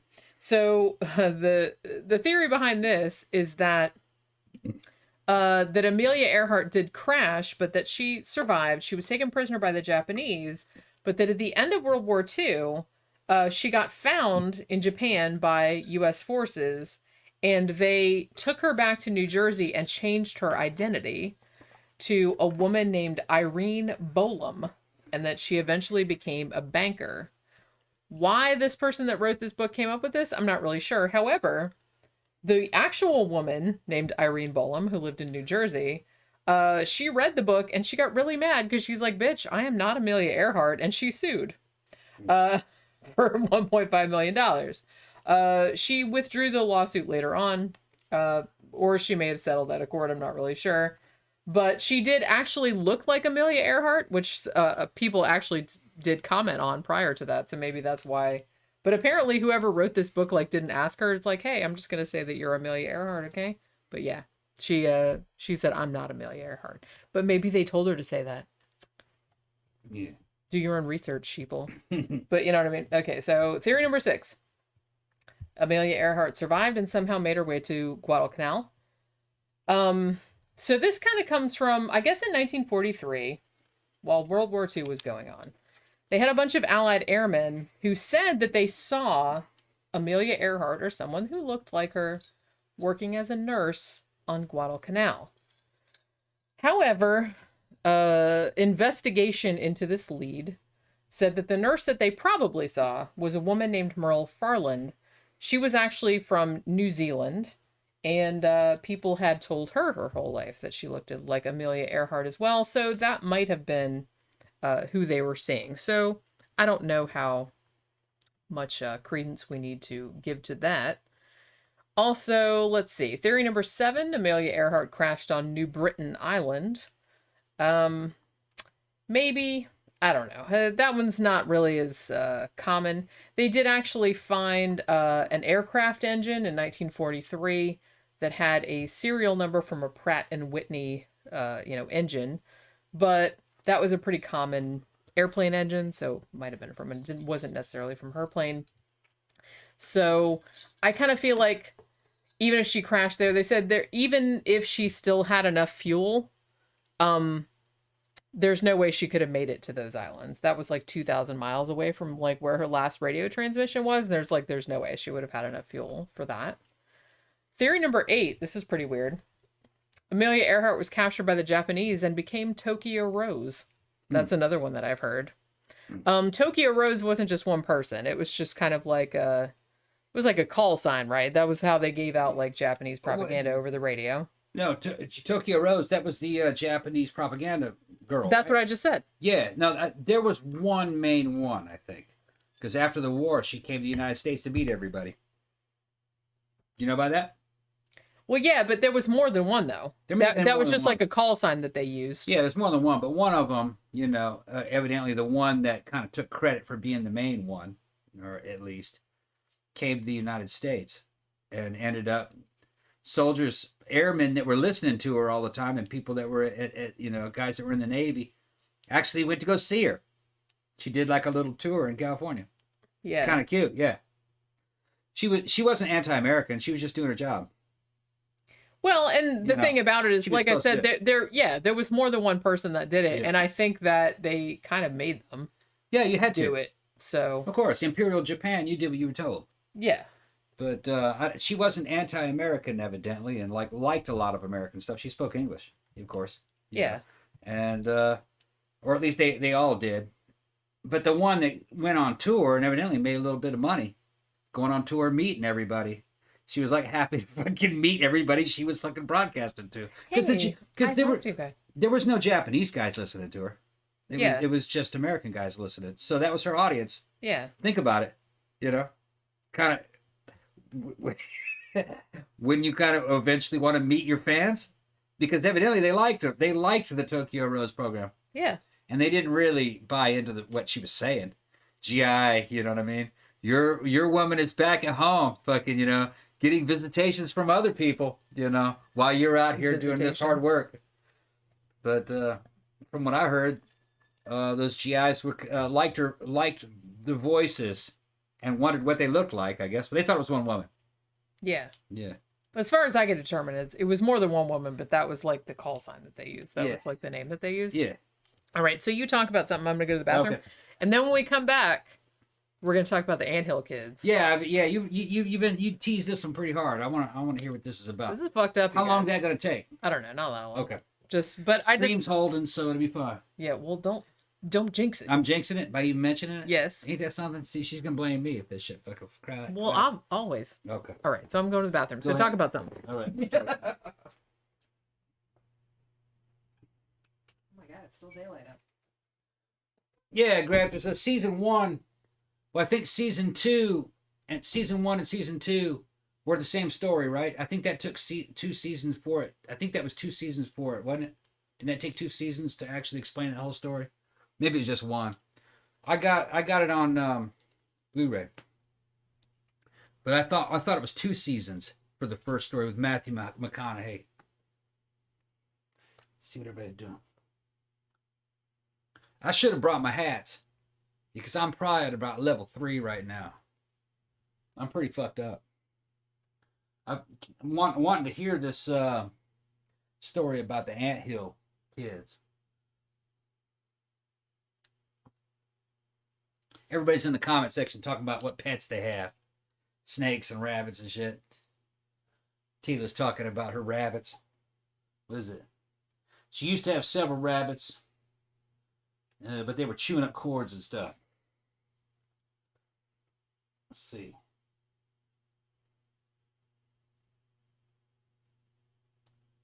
They're also talking about reptiles. Owning reptiles. Oh shit, that's right. Tila said I might be on wig mode. I'm gonna fucking go get a wig. That's right. I got wigs right here. Uh-oh. Yeah. Wig. Oh my God. I didn't bring the hats. Oh shit. I didn't We're bring the going hats. like we're bypassing straight. all the DEF Going CON straight. hats and going right to like the wig apocalypse. energy. Going straight to the apocalypse. Let me see if I can fix this shit. I can't take you seriously when you're wearing that. Hold on. But maybe that's good. Yeah, that's good. Okay. This is ridiculous. Hey, Mom said, will you I was just gonna say, do some Robert Plant. Everybody's like, wig, wig, wig. Oh my God.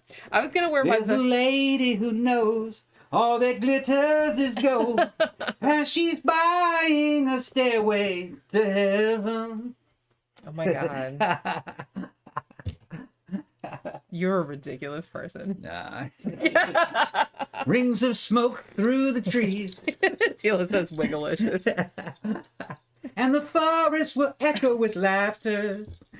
Ooh, and it makes me wonder. Man, Led Zeppelin are the only bitches that could like sing about fucking J.R.R. Tolkien and Yeah. not be like called nerds. It was Back then. Yeah, back then. I mean, you know, Back then. These dudes were fucking high. everyone was high Yeah. back then, so it all Put worked some out. glasses on this shit. It all worked out. There we go. This is fucking. Oh man, you make a statue of me like this, David. You know. You kind of look more like a Mildred. Yeah. Well, just like a general Mildred, like I an don't old know. lady, you know. Yeah. You look like an old lady, kind of. I could put a moo on. Xanada said, "You should, Tom. That wig really pulls your look together, Yeah. just like the rug in the Big Lebowski, pulling the rim together." Tom's Tell me to get down. wig. Tom looks like a nerdy firearms instructor. Holy shit. man. Tom Wig. needs a mullet wig. Oh my God, you totally do. Yeah, get me one. Okay, If you guys want, just remind. I'm gonna write it if you down. guys send I'm me writing it wigs, down right I'll now. fucking wear it.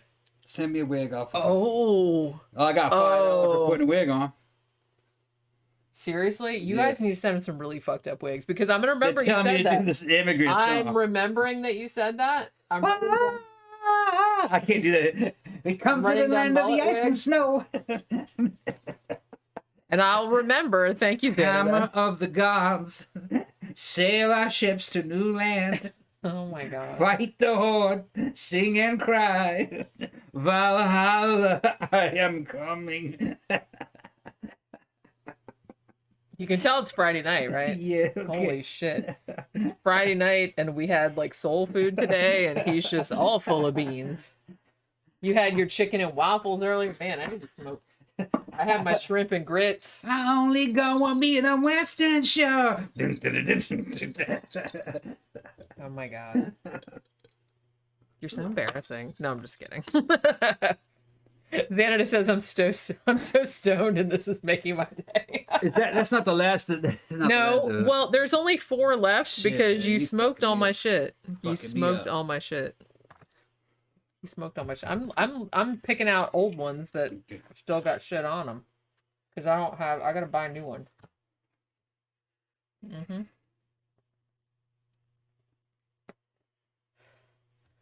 Tom needs an unplugged live, right? I mean, Just me singing?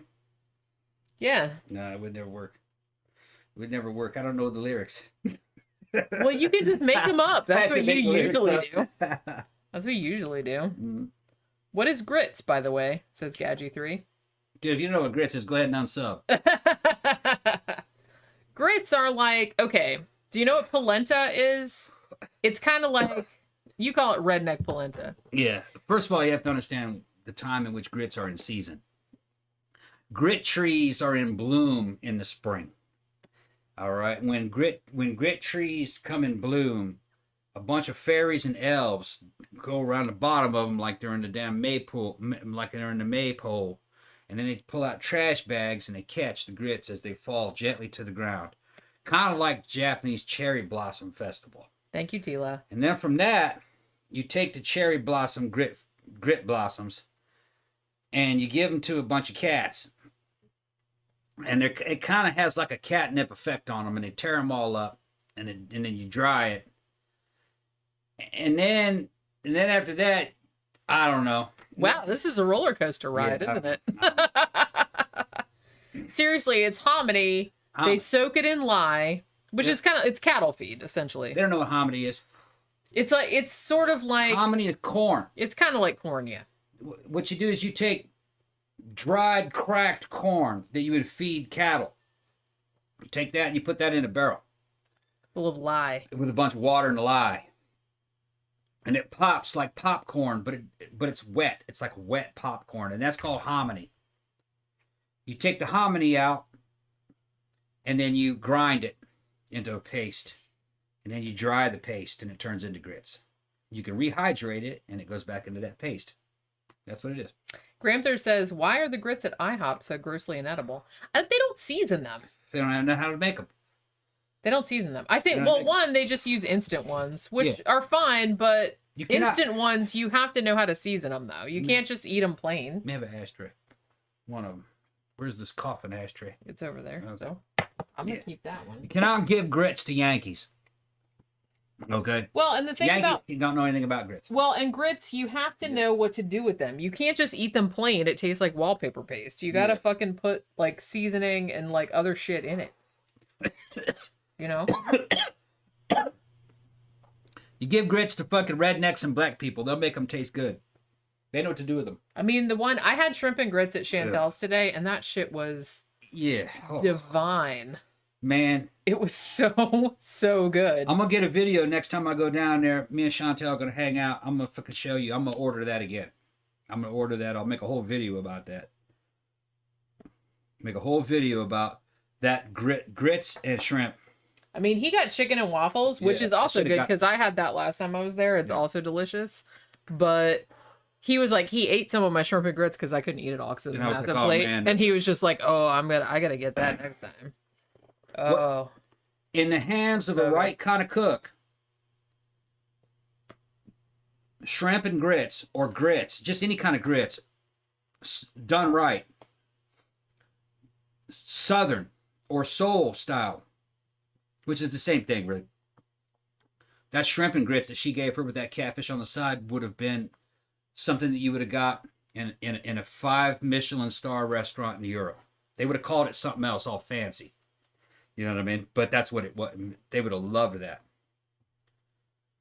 Those shrimp came in a Cajun seasoned sauce that was based in butter. It was just beautiful. And it mixed in with those cheese grits.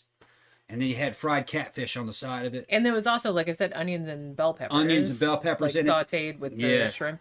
Really good. Man, kind of like a polenta dish. Yeah, it was fantastic.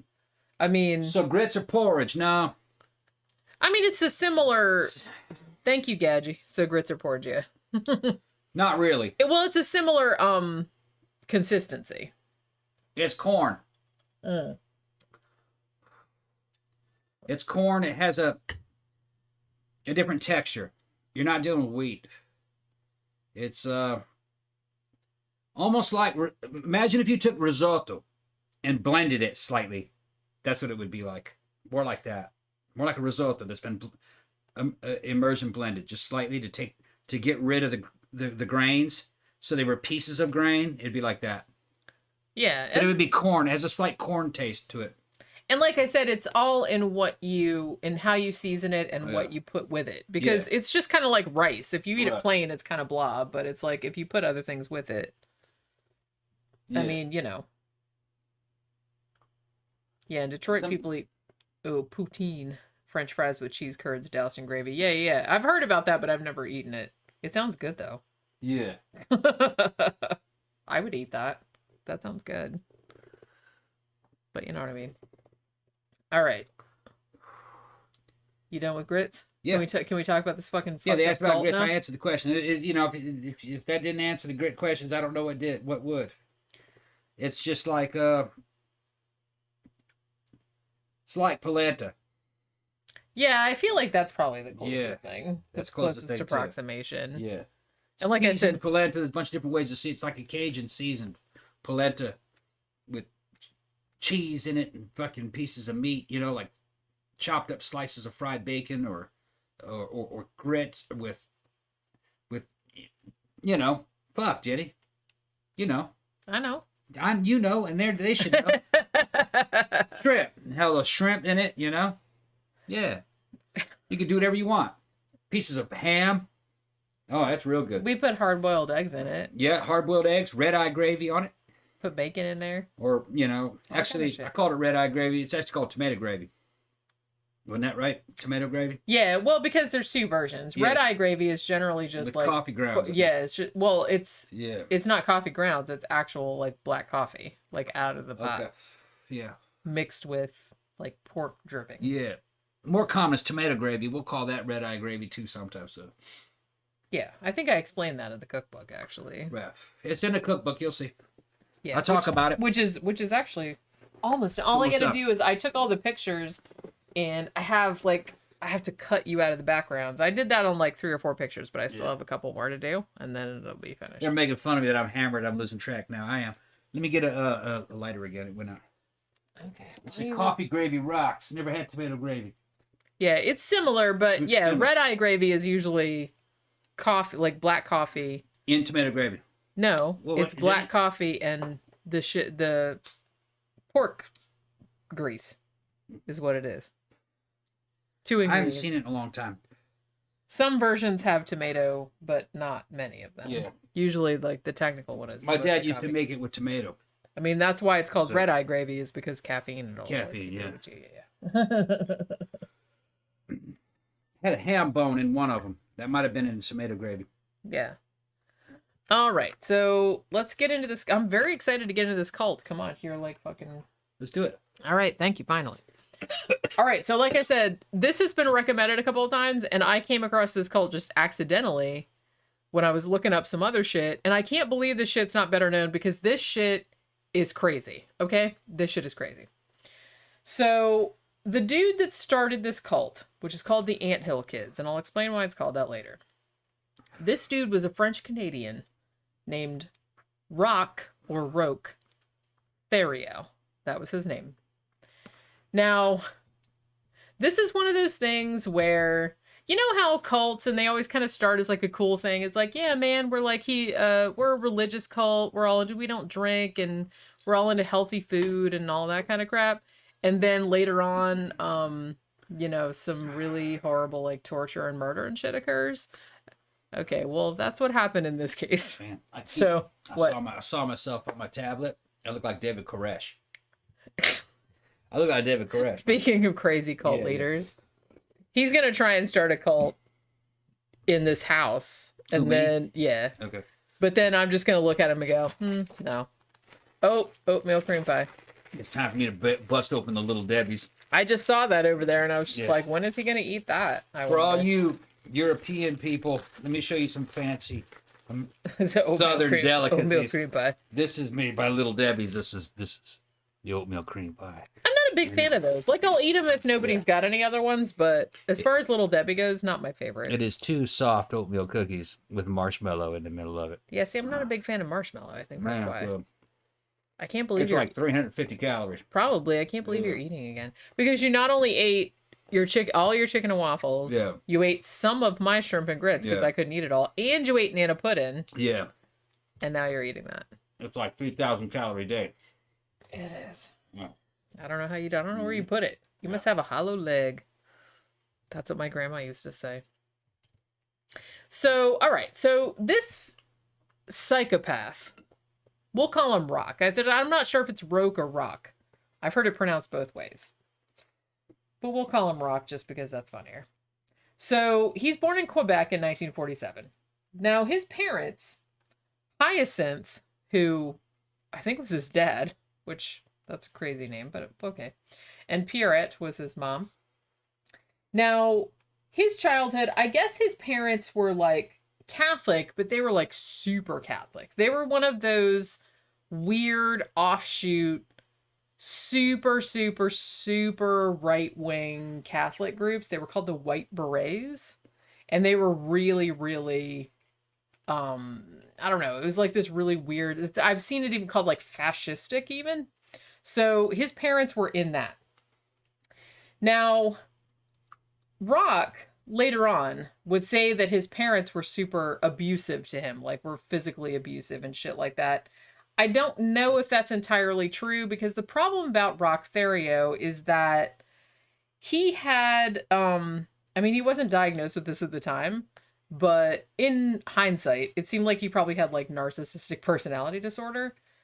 And he was real big on playing the victim all the time. So I think that one of the things that he would do was cry, poor me, like my parents were so abusive and shit like that. But I don't know if that's the case. I think that his parents were weirdos, but I don't think they like beat him up or anything like that. So anyway, so he grows up in this like weird, like super, super strict, like religious household. He drops out of school at 13 and then starts getting obsessed with the Old Testament, particularly like apocalyptic kind of shit. Now, by all accounts, he was a very, very intelligent kid. But the thing about him was that he seemed also to be, as I said, very narcissistic in the sense that even from a fairly young age, he felt like he kind of came across like he knew everything, knew everybody, knew everything, like more than everybody is what I meant to say. But on the other hand, also pretty charismatic. Like it didn't really seem that he had much trouble like getting women and shit like that. Now, after he left home, he really didn't like the super strict Catholic shit, but he sort of made a little bit of a lateral move in going into the Seventh-Day Adventists. Now, the Seventh-Day Adventists, if you don't know, are an offshoot of the fucking Millerites. Oh, yeah, those are awesome. Now, the Millerites were the dudes. It was that dude. End times. Yeah, it was End time cult. Yeah, it was an end time cult, and like the dude that started it was kind of like, oh, the world is seriously gonna end. Like right now, you guys need to like sell all your possessions. We're going to the top of this mountain. We're waiting for Jesus or whatever. Yeah. Obviously, it didn't happen, and the people that like a lot of the people were like, man, fuck you. That's you lied, and they left. But the people that stayed, they justified the shit in a way that they were kind of, oh, well, he was probably right about that. Maybe he was just like wrong about the date or whatever. We'll figure it out. And those people became Seventh-Day Adventists. So that's where we're coming from. I think I told you that my dad has a hardback book from the Millerites that he got through his family somehow over the years. And I think it might be from those times, very early 1900s. It's called Rightly Dividing the Word. I remember it. I tried to read it and make sense of it. The entire book is all focused around the book of Revelations. And in the pre-internet era, back in the late 90s, I was just totally fucking fascinated. It was like some Nostradamus shit. Well, yeah. He's going through some of those Old Testament, some of the Old Testament prophecies, like the one about the statue with the clay feet, the gold head and the clay feet, and all the iron. Yeah. He tried to explain all that, and then he starts to explain, the beast with the 7 heads. And what's cool about the book is that it unfolds in a bunch of maps. Ooh. Showing high tech. What leads to what. And then it has like what Bible verse in Revelation something is mentioned, like, you know what I mean? Like the beast and the whore of Babylon, and then what seal gets opened and what that God said what the Lamb said when that seal's open. So it's like there's a flow chart. You know what I'm talking about? Sure. There's an apocalyptic flow chart in the book. Okay. I was tripping. It's like, oh my God, these people. Like, man, it might happen. You don't know. This is gonna happen. That's gonna happen. The Antichrist. It's not gonna happen. The Antichrist. You're fine. Well, my understanding of it now is a lot better. It's Roman. They're talking about the fall of the Roman Empire. It didn't have anything to do with modern day. Yeah, obviously. Yeah. They didn't know anything. They didn't know shit about shit back then. Why do people still like listen to like shit they said back then? They didn't know anything. The Eastern Orthodox Christian They're stupider Church, than motherfuckers nowadays, and nowadays people are pretty motherfucking stupid. well, it was an encoded message. Oh, it was telling the Christians of Rome that the time would be over soon, that type of stuff. But anyway, so it's out of context. But what's funny is that Christians here assume that all Christians have the Book of Revelations. The Eastern Orthodox doesn't have it. They say it was a false all the prophecy. versions are like They're all a little bit different. Yeah, because the Eastern Orthodox was like, oh, that's a prophecy that didn't happen. So they didn't have it in there. So they're like, we're just like talking. Just because you don't have, well, it's a selection of works. Sure. That's all.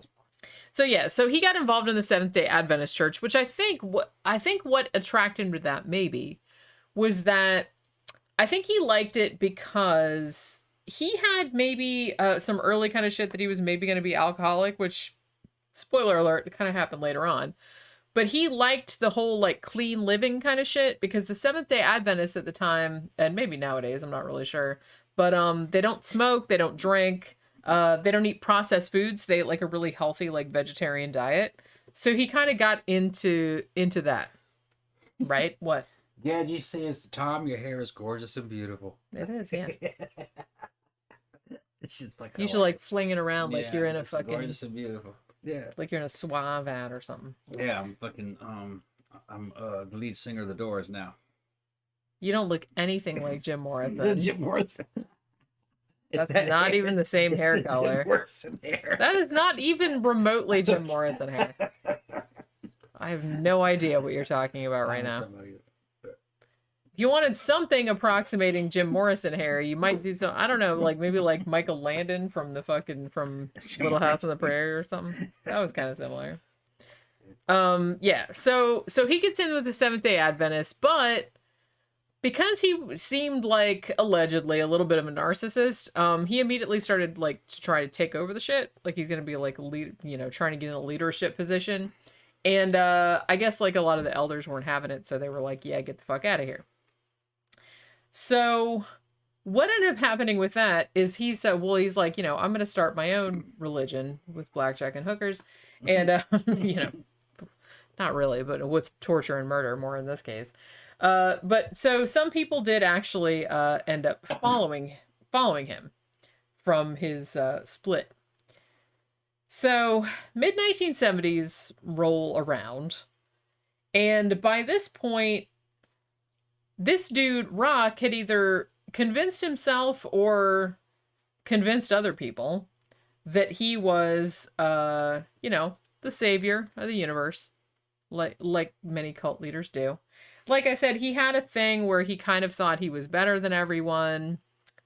He was smarter than everyone. And some people bought into it, I guess. Like I said, he was really charismatic. So he thought that God had put him on the earth to save the world from evil and that he was going to save his chosen followers from the coming apocalypse because he was a very apocalyptic type of dude, type of thinker. And it's interesting too because I feel like some of the shit that happened with his cult like happened only a year or two like after the Jonestown shit. So he seemed like well aware of that. But it almost kind of went in the same direction, except, even horrific, like in a different way. I don't know. Crazy. But so what he's going to do, he decides he's going to start a commune. Because like I said, it's the 70s. That's what they were all doing back then. Now, initially, it's always like, with these cults, it's always like, initially it started out kind of cool. Because like I said, People's Temple, like the Jonestown thing, that started out kind of cool. We're going to live out in the woods. We're going to build our own shit. We're going to be self-sufficient. Everyone's going to be equal. It's going to be awesome. And it was like awesome for a little while till it wasn't. And I kind of feel like that's what happened here. Because I feel like his initial thing was, yeah, everybody's going to be equal. It's going to be awesome. Shit like that. However, this one seemed to progress into like shittiness a lot quicker than Jonestown did. So basically from the 4, he didn't have a shit ton of followers, but the followers he had seemed pretty loyal. So he's like, well, you guys, the apocalypse is coming. We're going to live in a commune. It's going to be awesome. But you, need to like not live in your houses. You can't talk to your family or friends anymore because they're like a bad influence. They're part of the evil world and everyone's going to be wiped out and blah, blah, blah. So he had that kind of thing going on. So he got them all to like abandon their families and whatnot because he thought they were corrupt. So, and he came across as like their messiah figure. And then he said that the world was going to end in February of 1979. So at this point, to get ready for this world ending, man, remember when the world ended in February 1979? I sure remember that. So he decides that like his followers at that time, like I said, he didn't have that many. 4 dudes, 9 women, and 4 children. They moved to this place that they called the Eternal Mountain, which was near Gaspé village in Saint Jogues, I want to say. Like I said, this is around Quebec, so French Canadian kind of area. So at this point, they build a commune. They build like a bunch of big log cabins, tents, shit like that. The reason they're called the Anthill kids, I'm going to say that right now, is because Roch gave them that name because, of course, his followers, he's like, hey, why don't you guys go out and build some cabins big enough to house everybody? I'm just going to sit back here and look at you because I'm God and whatnot. And he said, it's like, oh, they look like little ants, like working. Because he made them like work all the time to like build shit and do shit for him, right? Yeah, so that's what he called them. He called them the Anthill kids, which seems a little insulting, but they didn't really seem to take it that way. So they worked their asses off all the time. They built this commune of log cabins or whatever. So obviously, February of 1979 comes and goes, and spoiler alert, the world didn't end. Now, Roch actually justified this, as they always do, by saying, oh, well, the world didn't end because the Israelite calendar and the Roman Catholic calendar are different, and I like kind of fucked it up, but it's like it didn't, you know what I mean? Yeah, wrong calendar. It can happen. Yeah. But I'm just kind of like, okay. Step body some more time. Yeah, sure. But at this point, okay, so like I feel like he didn't have a lot of followers, but they hung around, right? So he's like, what he decided to do at this point, because I guess they bought that bullshit. And he was like, now at this point, any of you guys that are married to each other, okay, those marriages are now dissolved, and now everybody's going to marry me. Like all the women are going to marry him. Because it's a cult, and that's what they do. So he married all the women in the commune and impregnated all of them. So ended up fathering 20 children by 9 different women. Now, here's the shitty part. Like I said, this started out, I was watching a documentary about this in which he talked about the frog in boiling water thing. Because like, you know how people like are like, how the fuck could you ever join a cult where XYZ happened? It's like horrific shit. It's like, well, it doesn't happen from the fucking beginning, does it? It's like you get into it. And it's slowly. And it's slowly, like, it's just like, when we talk about Scientology a lot, you get into Scientology, it's like, oh, a communications course. This seems helpful. Mm-hmm. They do this, that, and the other thing. It's only very, very slowly. They kind of just like, and cult leaders totally know that. So they don't like bring out the big guns, like, hey, I'm God, I'm going to marry and like fuck all your kids kind of shit. They don't bring that out like right from the outset. That's what they want to do. But they know not to lead with that. You know what I mean? And that's kind of what happened here. It was kind of this kind of thing. It was like, we're going to be a healthy cult. We're going to live away from the corrupt world. We're going to eat healthy food. We're going to live off the grid. We're going to do, and that was very appealing to certain types of people back then. It wasn't horrible from the outset. And I was listening to an interview with a woman who had actually been in this cult, and like she got out later and she wrote a book about it. And she said pretty much the same thing. She's like, it just gets to a point where it's so incremental that you're getting to a point of like, torture, murder, shit like that. And, you've gone through every step through this, and it's just kind of like you accept every step. And it's just kind of like the next step. You know what I mean? So it's just, keep that in mind. So So he marries all the women, starts banging all of them, fathering children left and right. And now, How many did he marry? however many were in the cult, I think there were like So he married all the women. Yeah. All, Damn. like I said, he dissolved all the marriages. Oh, okay. He stole everybody's wife. Okay. He stole everyone's wife. Well, Yeah. he said pretty much God told him to. Yeah. Yeah, He man, did said that I kind of could. shit. Now, Yeah. at this point, okay, so even though like the Seventh-Day Adventists, as I said, are very anti-alcohol, they don't drink. Now, he kind of skirted that a little bit where he was a social drinker. He also had some health issues. I think he had like some kind of stomach ulcers and shit like that. So he was like in constant pain. Because I think he was married to a woman for a long time. And she said that after he'd had surgery for the stomach ulcers, his personality changed, right? Like he turned into, like he'd been okay prior to that. But then like he'd kind of been like arrogant and like a narcissist before that, but it was still, you could still deal with it. Whereas after that, it's almost kind of like he went into like total psychopath type of mode. Also, he started drinking all the time. And they said when he was drinking, he was just like a fucking psychopath, right? So what happens at this point? So the commune's going on for a couple years. The first thing that happened that was kind of like a bellwether of things to come. 1981. There's this 2-year-old kid at the commune, which was the kid of one of the members. And the kid's name was Samuel Gilgare. Now, the little boy had some kind of problem where he was having a hard time peeing, right? So Roch decides, because he was a total fucking narcissist, and they said when he drank he was the worst, he thought that even though he had no medical training, he thought that he could just do like surgeries on people. Damn. And it would just, fly. Yeah, like he could yeah. figure it out. So he decided that what this little boy's problem was that, well, he needs to be circumcised. Okay, yeah, that's all he needs. Yeah, that'll do it. For whatever reason. Yeah. So Makes he sense. ends you can't up pee, you gotta be circumcised. Yeah. Makes a lot of sense. So he ends up slicing open this 2-year-old boy's penis. That's not circumcision, though. No, but he didn't know what he was doing. Right, yeah. He was drunk, and he was also kind of an idiot who thought he was smart. Yeah, right, okay. So, which is a very, very dangerous combination. Right. And thought, he's like, oh, what's surgery? How hard can it be? Yeah. He was that kind of motherfucker.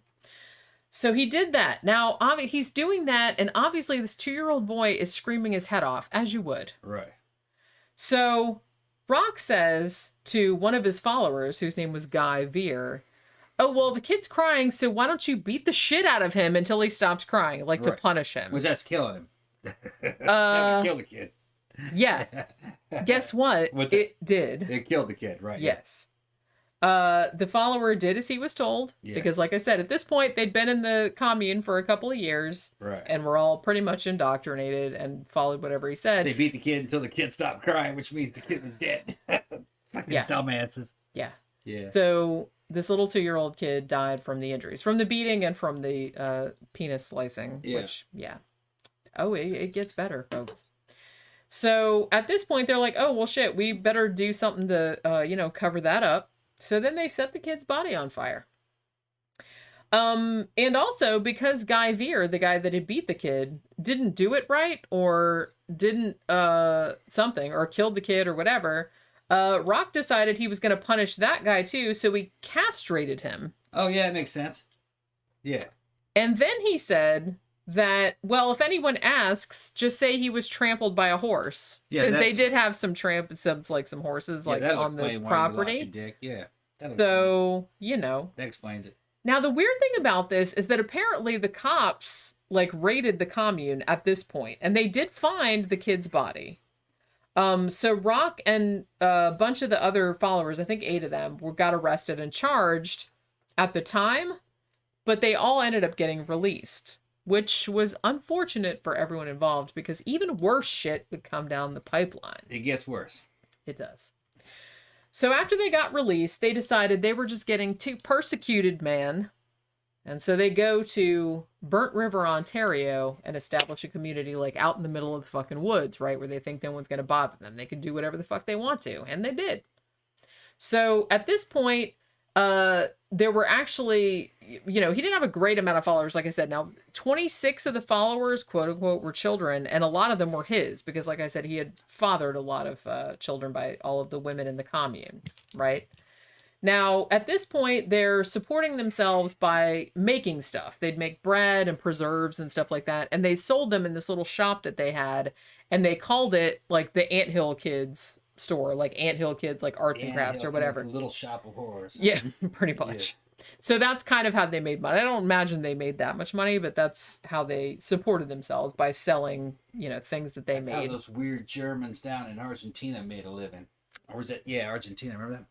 Yeah. Community Dignidad. Uh-huh. That dude was a pedo too, trying to keep kids from going into puberty.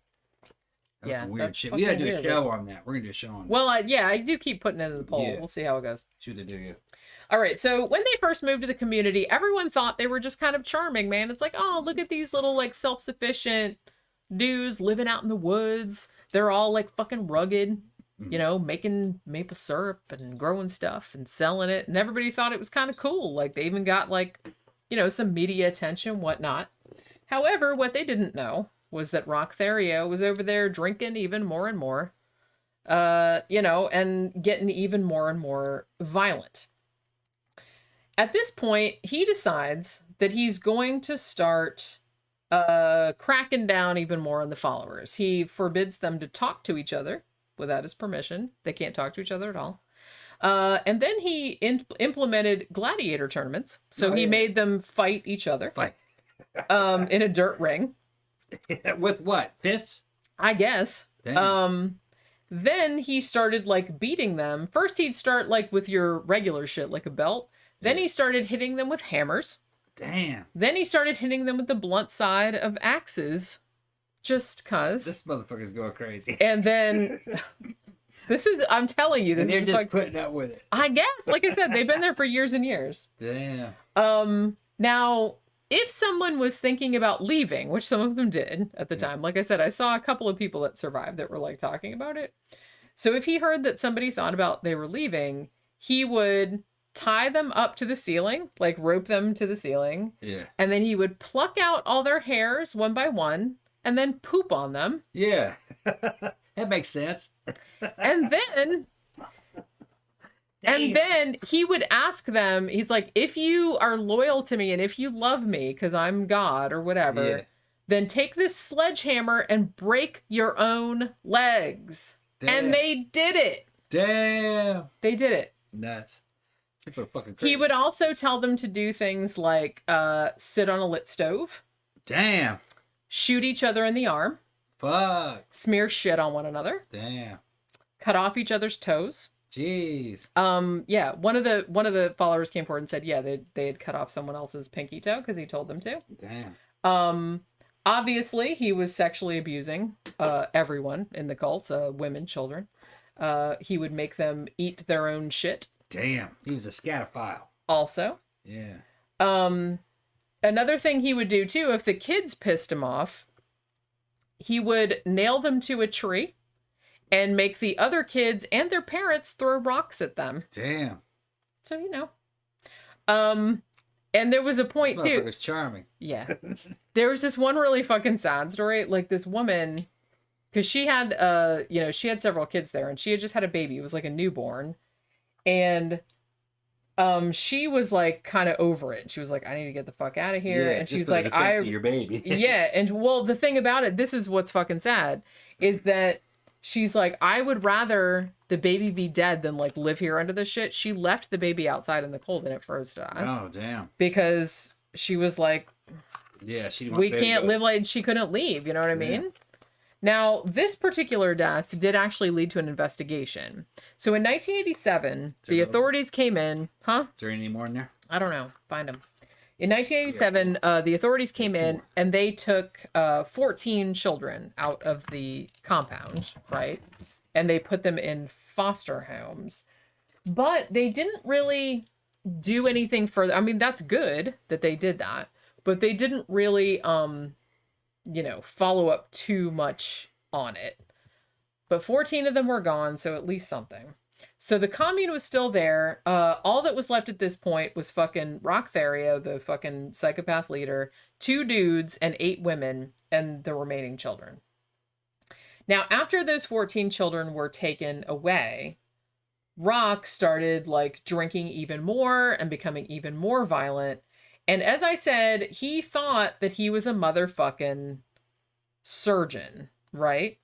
So he decided, he just did this shit like, it almost seems like he was just doing it on a lark. So like one day he goes up to one of the male members, of which there were only 2, and he's like, hey, I'm going to put a rubber band around your testicle and see how long it takes to like fall off or whatever. Damn. And they did it. It's like he put the rubber band around the dude's scrot, and it became swollen and infected about 8 hours later. Then he took the testicle off and then cauterized the wound with an iron. Damn. So, and people were like letting him do it, right? Now this shit, okay, so this is fucked up too. This is fucked up. September of 1988, there was a woman in his commune named Solange Boilard. Boilard? Something like that. I took French for 4 years, but I don't remember a lot of it. Now, she had been complaining about having a stomach ache, right? Which is something you didn't want to do around this dude, apparently, because he thought he could just fix everything, and he would just fix it in the worst way imaginable.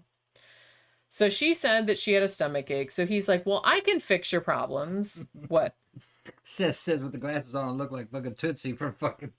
That's what I was thinking. You look like. I was thinking Harpo Marx. Somebody can write that shit out too.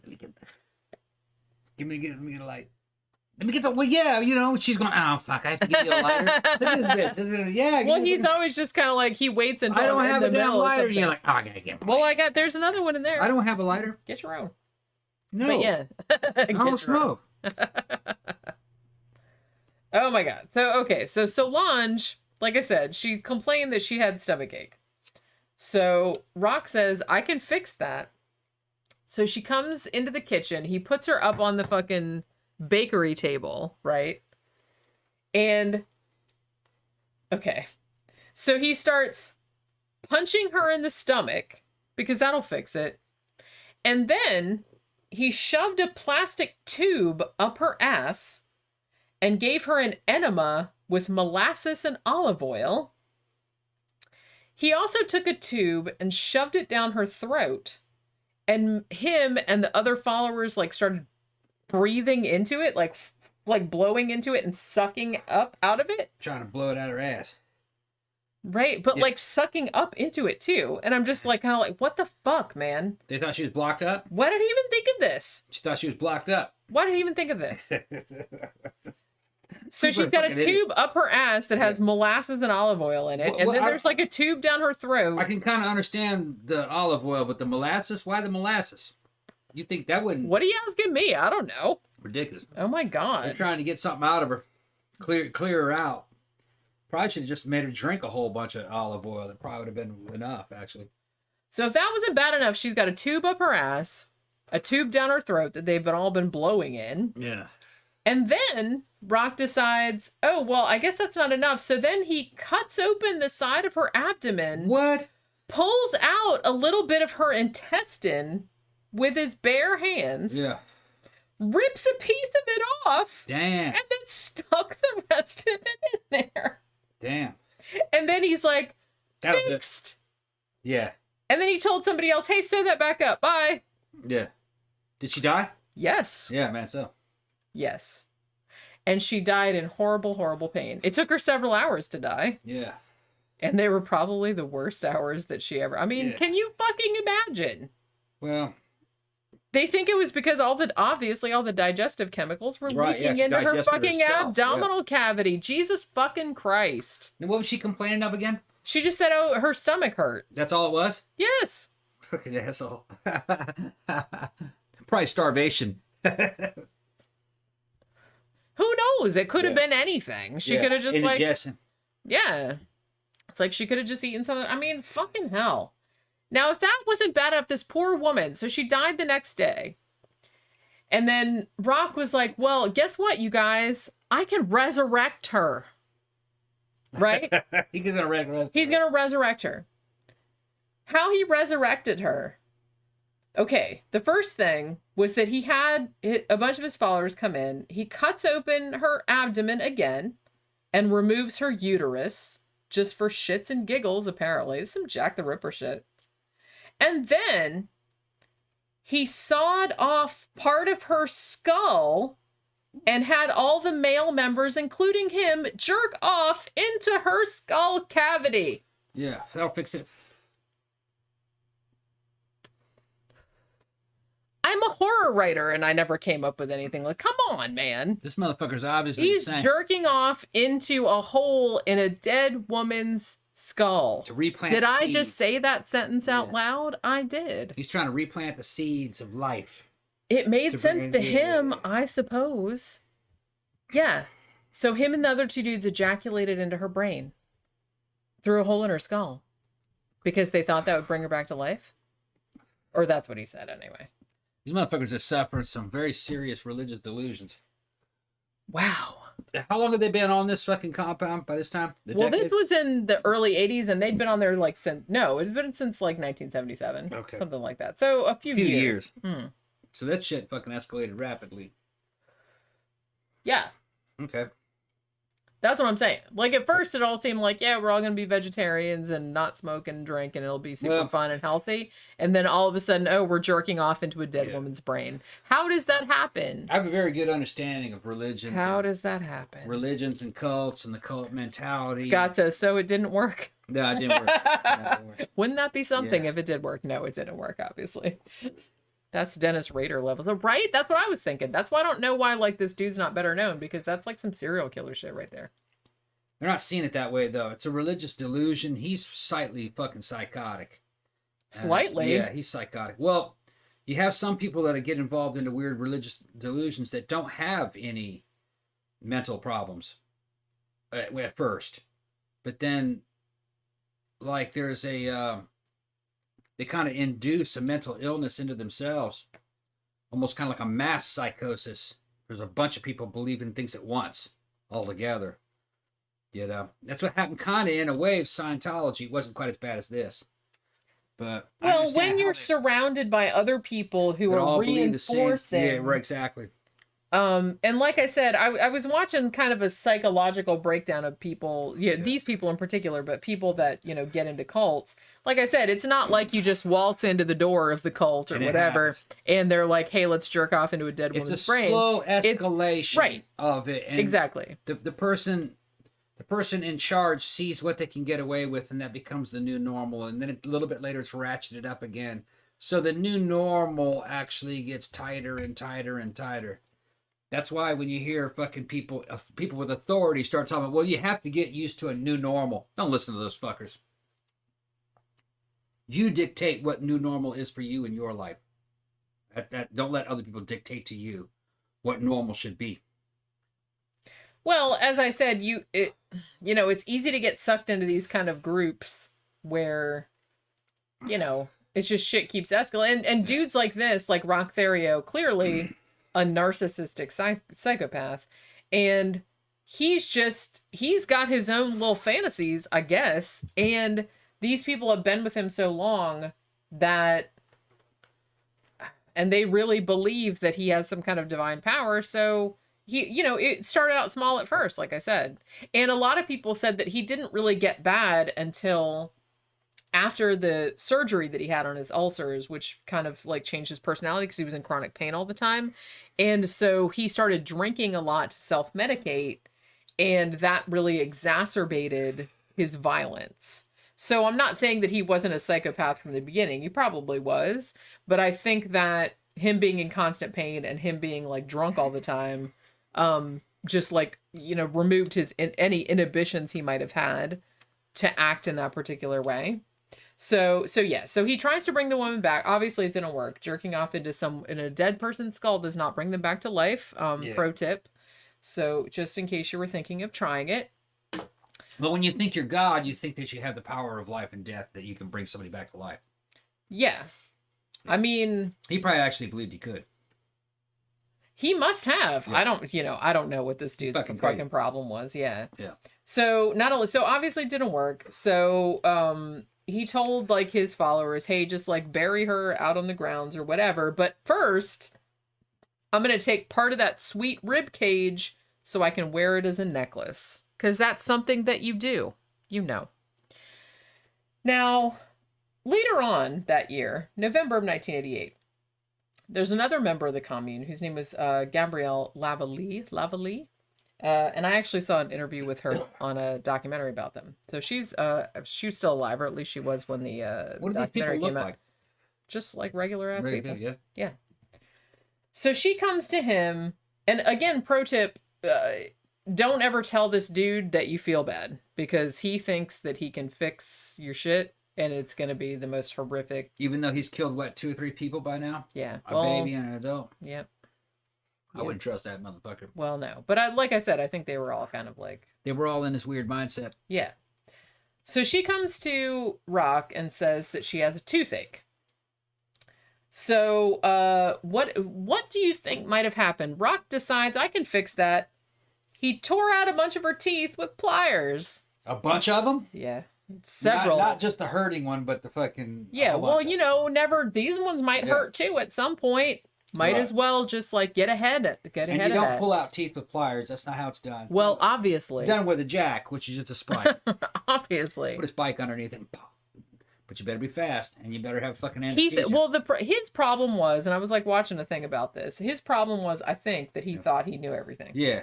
No. He thought he knew everything. Yeah, he didn't have internet. He couldn't check. He just fucking... Yeah. Spirits were going to tell him. Yeah, that's what he thought. Yeah. So, okay, so if it wasn't bad enough that he pulled out a bunch of her teeth with pliers, that's bad enough. Then he decided later on that, I don't know if this had anything to do with curing her toothache, but he decided that, well, I think I'm going to cut one of your hands, because that's another thing that you do. So he chased her around with a knife and cut the tendons in one of her hands. And then later on, that like a couple months later, he also like took her hand and impaled it with a knife on the kitchen table after she said, oh, my hand's kind of stiff. And then he was like, conk. Yeah. Hey, did that fix it?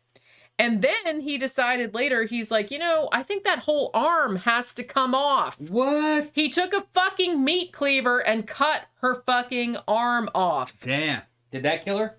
No, she's still alive. Damn. Like I said, I saw an interview with her. Yeah, she has no arm. Good. He cut her fucking arm At the off. shoulder? I think it was here. All right. I think it was at the, yeah. Damn. And then she laid there bleeding. Yeah. And then they stitched it up the next morning. Damn. Now, obviously this poor woman, Gabrielle, she runs away with one fucking arm. Well, she didn't stop him before he did that? I think he surprised her. I think he was just kind of like, hey, I decided you don't need an arm, chop. Damn. That's like I said, it's like a fucking horror movie. I'd have left fucking a long time ago anyway. That's a fucking horror movie. I kind of have to admit that I can understand that fucking the cult ideology, the cult dynamic can get a grip on people over time, but I wouldn't have stood for that. No way. I don't know how he did this. They must have been... I think they had like Stockholm syndrome at this point. And they may have not have been... There may have not have been all that with it even when this started. I mean, so they probably started off kind of... I don't want to say dumb, but let's just say naive. Well, like I said, I think what happens too, it's the same thing that you see happen. It's a similar kind of dynamic that happens in like abusive relationships. And it's like sometimes you get into this thing, you know, that in the beginning they call it like the honeymoon period or whatever. It's the same thing with cults or, you know, abusive relationships or whatever. You get into it and like the people are like super nice and it's like everything's awesome. Love like bombing. At the beginning, love bombing. They do that as well. And then like just very, very slowly it starts getting more and more horrific. And it's almost kind of like you don't notice. Yeah. Because you're just like, you get so used to everything, and as it ratchets up, it doesn't like alarm you because it's not going from like, you know, love bombing to cutting someone's arm off in one single day. That takes like a really long time to do that. I mean, you have to think he started the cult in 1977. The arm cutting off didn't happen until 1989. So you know what I mean? So these people had been with him for a long time. And I think that a lot of them even later said that they were like, well, when he wasn't drunk, he was like, all right, like he was a nice person. Get drunk, cut your arm off. But he'd get drunk. Man, you gotta watch him when he gets drunk. He'll cut your arm off. I'd have fucked that dude up. Holy shit, man. I mean, well, guy's obviously a maniac. Yeah, I mean, and the fact that he got away with it for so fucking long. Yeah. So this poor woman has her arm cut off. They stitched it up for her the next day. Gee, thank you. And it's like she actually managed to escape with one arm. So, you know, hero. So she hitchhikes to a hospital. And at the hospital, she finally told them what the fuck was going on there. So they finally like raid the place and arrest this motherfucker, right? Now, at the time, he pleads guilty to 3 counts of aggravated assault, 1 count of unlawfully causing bodily harm, which seems a little, you know, it seems just, I don't know, it just doesn't seem like to capture the gravity of what he did, really. But he got 12 years in prison. But then they were talking to other people that were in the cult that were, by this point, they were like, yeah, that's enough of this bullshit, right? So another cult member led them to where Solange's body was, the woman that he had killed by cutting her guts out and then jerking off into her skull. So when they found that body, then they were like, okay, well then they tried him for 2nd-degree murder, and then he got sentenced to life in prison. So what ends up happening with this? This is probably a very fitting end for this motherfucker. So he did go to prison. February 26, 2011, not that long ago, just 10 years ago. Roch Theriault, who was then 63 years old, they found him dead in his cell at Dorchester Penitentiary. What ended up happening was that his cellmate, which was a dude named Matthew McDonald, who was 60, he was also a convicted murderer, and he had a life sentence. He stabbed Roch in the neck with a shiv, walked to the guard station, handed them the shiv, and said, quote, "That piece of shit is down on the range. Here's the knife. I've sliced him up." Okay. So even though that dude is a murderer, I think he did the world a fucking service. Well, the guy dude who did it probably wasn't going home anyway. Well, no, he already had a life sentence. Yeah, so it didn't matter. And like I said, that dude was his cellmate, and he was probably like sick of that dude. So he's like, you know what? I'm just going to stab you right in the fucking throat. And I'm just going to say I did it. Look, there, I did it. Yeah. He's gone. What could they do to him? I mean, exactly. Yeah. So that's what I'm saying. So good riddance. And thank you for your service, Matthew McDonald, even though you were also probably a piece of shit murderer. But good job there. Good job. Well, like I said, if you're gonna like murder some people, do some Dexter shit. Do that kind of shit. Yeah. Kill that guy, because that guy for sure probably didn't have anything to do with what deserved to be fucking shit. Probably didn't have to do anything to do with what the dude did. It was probably just a personal conflict between the two, though. So you know what I mean? Yeah, he got his issue. Maybe he just thought he was annoying. Yeah. Because I feel like that dude. I didn't know Roch Theriault, but everything that I've heard about him, like from other people, he seemed like one of those insufferable. Yeah. He not only thought he was smarter than everyone else, which, as far as I could tell, like went back to when he was a kid. Couldn't outthink that shiv though, could he? Nope. Okay, Pookie's asking me to go outside. Aww. Poor. Put your collar on. Put your clothes on, Pookie. Yeah. You're not going out with no clothes on. What happened? Oh, she's like, oh my God. Yeah, Mango said I like his cellmate. I like that too. Well, I like the fact that he, you know, the cool thing about it was that I like that he just stabbed the dude and then he just went to the guard station. She's like, yep, stabbed the dude. There we go. You know?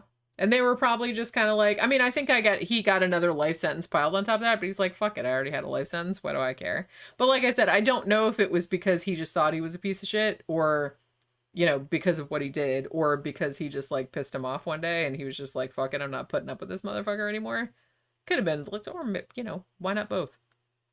But yeah, you know, it just seems like a good thing to do. Like I said, if you're going to murder somebody, do some Dexter shit like that, because that was pretty cool. I don't know if that dude's still alive or not, because he was let's see, what was he? He was 60, so he'd be 70 now. He might be still alive. I don't know. So, like I said, they did do a film about this case, which, like I said, I'm surprised this isn't better known, because I mean, if anything, like cutting off a woman's arm, cutting a 2-year-old kid's penis in half, or whatever the fuck he did, jerking off inside a dead woman's skull, and pulling her guts out. I mean, fuck, man. You can't make this shit up. And I'm surprised it's like not better known. So I was reading the Wikipedia page and like going, you've got to be fucking kidding me. Holy shit. But yeah, so they did make a movie about it called Savage Messiah. It came out in 2002, but I think it was just like a French language film. I think it's available on YouTube because I'm pretty sure I saw it like up there for free, but I didn't have time to watch it like before the shit because I kind of wanted to see it. But I guess it's kind of based on the book. There's a book called that also, that one of the that somebody wrote, and also Gabrielle Lavallée, who was the woman that got her arm cut off. She also wrote about the cult.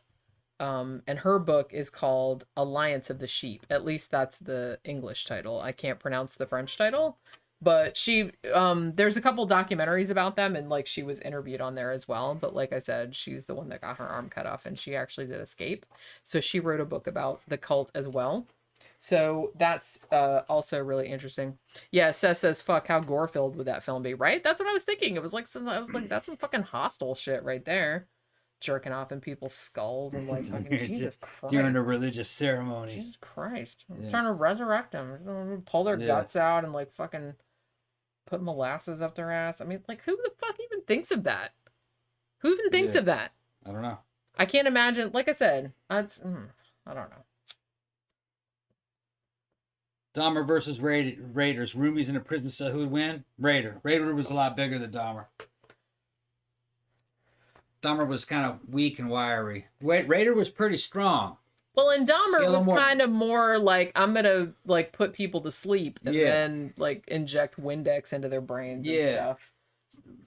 He didn't. Dahmer wasn't violent per se. He wasn't violent. He just wanted the body. Yeah. He didn't care about killing the person. He didn't get off on killing the person. He just wanted the body. He wasn't even very mean. He was target oriented. Yeah. He just wanted the body. He'd drug you, knock you out, do something to you while you were knocked out, try to turn you into a sex zombie. If it wouldn't work, and then he'd knock you back out and strangle you to death. He wasn't into like direct confrontation or suffering. Raider was hands on. Well, Raiders, he got his sexual kicks from struggling and fighting, from watching people struggle and like watching people being afraid of him. Talking to him, doing power trips. You know, he was. It's a different. He was kind of like a power rapist. You know. Even though to look at him, he just looks like a schlub. Yeah. Well, he wanted to be a cop. He couldn't make it as a cop. He could make it as a dog catcher type thing, and an officer figure out how. Yeah, because Gramper's just talking about he's a retired cop. He'd measure. He says he'd fucking be jerking off and trying to kill you and measuring grass at the same time and stuff. He was his friends said he was a stickler. Any little thing he'd try to stickle the shit out of you about, oh, well, no, it's got to be, your grass has got to be, he followed made you follow all kind of rules. He followed rules too, but when you weren't looking, he'd strangle some woman. He'd strangle her and then take her to the church and take pictures of the body. Bury himself, in fucking women's underwear, taking pictures of himself with a woman's mask. I mean, it's fucking creepy, man. Creepy. It is pretty creepy. Well, man, got to express himself. He's, Which, if that's all he was doing and he wasn't killing people, no one would care. No, he was a murderer. Yeah. It's like if you want to just like dress up in women's clothes and take your pictures of yourselves in the dirt, then that's, you do you, whatever. But it's like, don't fucking kill people to do that shit. Shouldn't need to be based on the photos I saw and just things that he said. In some weird way, he saw the female victim as an extension of himself. And in a way, he felt like he was maybe killing himself. So he was kind of also wanted to see things through the eyes of the victim.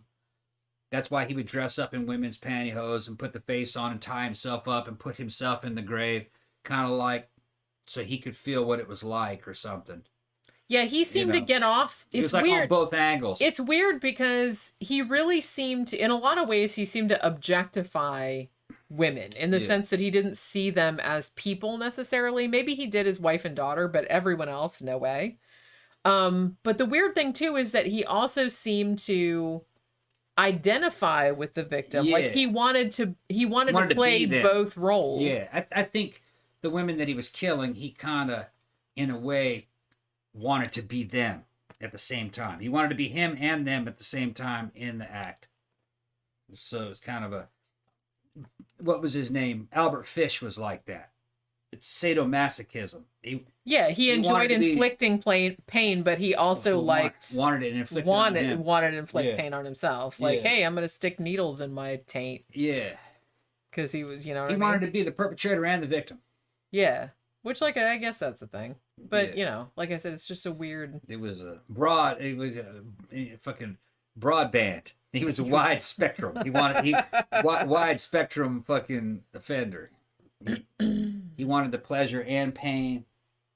He wanted to be the killer, and he wanted to have guilt for it, and then he wanted to atone for the guilt. That's the way a Fish was. He thought he was Jesus. He was Jesus and the devil. He was acting this whole thing out. Anytime anybody thinks they're Jesus, you're just heading for trouble. Jesus and the devil. He was that's really devil inflicting the evil, and he was Jesus fucking taking it and fucking becoming, enlightened and paying for the sins of mankind. And so you have a real self-aggrandizement that how important he is. He's very important. And so the only person that would ever fantasize about that kind of shit is a nobody. You're not important. That's why you lust to be that important. You know what I mean? You just can't be regular, or you just can't be cool. You gotta be on a cosmic level. That's kind of what they're doing. I feel like so many problems would be solved if people would just get the fuck over themselves. You gotta get the fuck over yourself. Yeah. Get over yourself. Like everybody has value just as being a human. Yeah. But it's like nobody knows. Nobody has all the answers. Nobody's Jesus. Nobody, just fucking calm down, man. Just be like normal. Well, I think Fish, one of the reasons why Fish was so fucked up was the time that he lived in. It was a very low information society. So it's very easy to become isolated and to maybe run away with yourself and fucking go off into your own little fucking world, without having outside perspectives come in, because you could isolate yourself. You know? Can't really do that. Social media is stopping a lot of this stuff, I think. Even though social media causes a lot of stupid shit, causes a lot of fucking mass fucking hysteria, and almost like they can manipulate you through it, through algorithms. I mean, there's been whole doctors come out and say, this shit is dangerous, man. They can manipulate your perspective of reality through algorithms. But there's also a lot of good shit that it does. Yeah, you can find out that there's other people like you. You know how you relate to other people. Yeah. And in Fish's time, they didn't have that. It was a pretty bad fucking. All they had was newspapers, maybe some radio. And boy, when you listen to what they were listening to and reading what they were reading those old articles, there wasn't a lot there by today's standards. Not much. It was all kind of heavily filtered bullshit. I mean, what's a dude that wants to eat his own poop and stick needles into his taint to do? I mean, he doesn't have anyone to. There's no meetups. There's no Facebook. There's no Instagram. Yeah. So what's he gonna do? He doesn't even know there's a name for that. He doesn't know there's a name for that. And he doesn't have anybody else to talk to about his interests. Yeah. Well, what happened was that he went down a rabbit hole on his own without any understanding. So he developed along those lines. He went down that path in a world where that just wasn't around. So he assumes his insanity. He assumes he's insane, so he goes even crazier. He gets worse. I think, now that's another thing, and I think we've discussed this before. Yeah. I think the problem, and one of the things, like I said, I know everybody likes to piss and moan about, like, social media, and it's like blah, blah, blah, but I don't know. To me, it just seems like, it seems like it's a tool. It could be used for good or evil. I'm not super worried about it. I don't like all this, like, kind of decrying it, because I'm like, you sound like all the grandmas back in the old days that said shit about, oh my God, the moving pictures, it's causing all these problems. So it just sounds like that to me. Yeah, but there's a different perspective that you have to take. Well, no. But I'm just saying that one of the good things that I think that has come about is that now if you have like some weird proclivity, I'm not saying violent proclivities because fuck those people, but like people that have just like weird fetishes or whatever, it's like you can find someone else online that has the same shit as you, and you can talk to that person and you can talk about that kind of shit, and it can be normalized to an extent where it's, you don't have to just go down this, you don't have to go inward, and just go into this spiral of, I'm the only person in the world that feels like this, and there must be something wrong with me, I'm fucked up. And then like the more you go down that road, like the more likely it is that you're going to act out and do some fucking Albert Fish shit. So I think it's good that people can like talk to other people. It's like, hey, I like to eat my own shit too, or whatever it is that they're into. It's like, I'm not into that. That's fucking gross. But like, you know, you can meet other people and they're like, you know, it's weird, but you're not going to kill anybody. You know what I'm saying? Yeah. To defend what I said about social media, Jenny might have misportrayed what I was saying. We don't have free social media. Nobody kind of really does. Each civilization, the Chinese, Japanese, Western civilization, Europe, they all kind of have their own platforms that they're going through. Like we're going through mostly Google. Chinese has their own firewalls. So each one of these markets has their own perspective of reality based upon what servers and, you know, or what services they're using, and how those services are controlled. I don't like any of that. I think it should be a free-for-all. I think the internet should be wide open and a bunch of different fucking platforms. There shouldn't be any centralized control.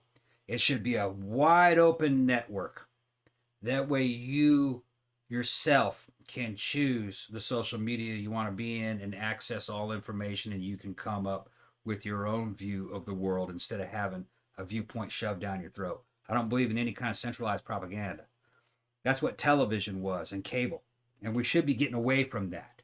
I believe in an open network, an open network of information. I don't believe in a Chinese firewall. They should be seeing the same internet we're seeing. But the thing about it is that, the thing about it though is that, you can say that we have this, that, and the other thing, but there's ways to get around all that. Oh yeah, there is. So it's way better than it used to be. Yeah, it's much better than it used to be. The problem right now is mostly just Facebook, Twitter, and YouTube. There are now new alternatives coming.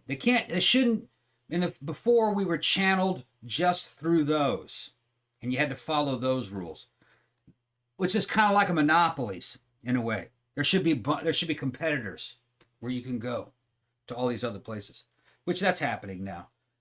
It was the same problem. It's a temporary problem. All right. It was the same problem we have there with the railroads. Back before the highway system here in the United States, the railroads were the most powerful organization inside the United States.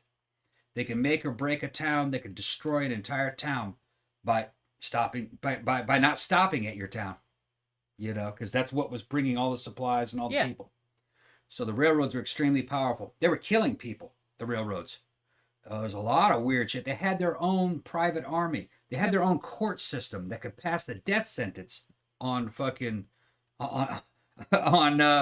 on people that worked for them, on employees, because the United States couldn't do it. They were back in Washington, D.C. They couldn't project any power, and they were operating in places where states didn't really exist yet, just like frontier areas. So the railroads handled fucking business, and they handled it badly, according to the evidence. Along the sides of where those railroads, you'd find sometimes mass graves that are 100 and something years old. Like, what happened here? All these damn Chinese and Irish skeletons fucking in mass graves. They probably just suppressed a riot or a revolt, and it was never recorded. Just mowed them all down. It's kind of like the East India Company. Bad, So we're in a situation a little bit like that. Not quite as violent, but shit. I don't like monopolies. Corporations. The government's supposed to protect you from corporations. Corporations can do bad shit. And have a long history of doing bad shit. But, are we done with this case? Yeah. All right. I think so, yeah. Yeah. You took your wig off. When did you do that? Oh, man, I got hot. Took that off. I got sick of looking like Harpo Marx. You just needed one of those Yeah, that's all I little need. like a horn, Groucho. like a little horn that you can like blow. So, has anybody got any questions? Let me see. They're saying like people are saying they're agreeing with me. Man, I wore a wig like the whole show, and sometimes I wear wigs like the whole night that we go out, and he can't even wear one for like an hour, and he's like, "Man, it was too hot. I had to take it off." Yeah. Figures. Oh my god.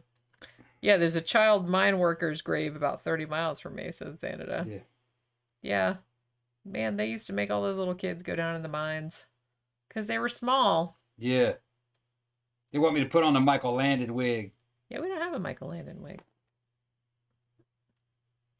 We'll get one of these days. Yeah. You could be like Little House on the Prairie dad.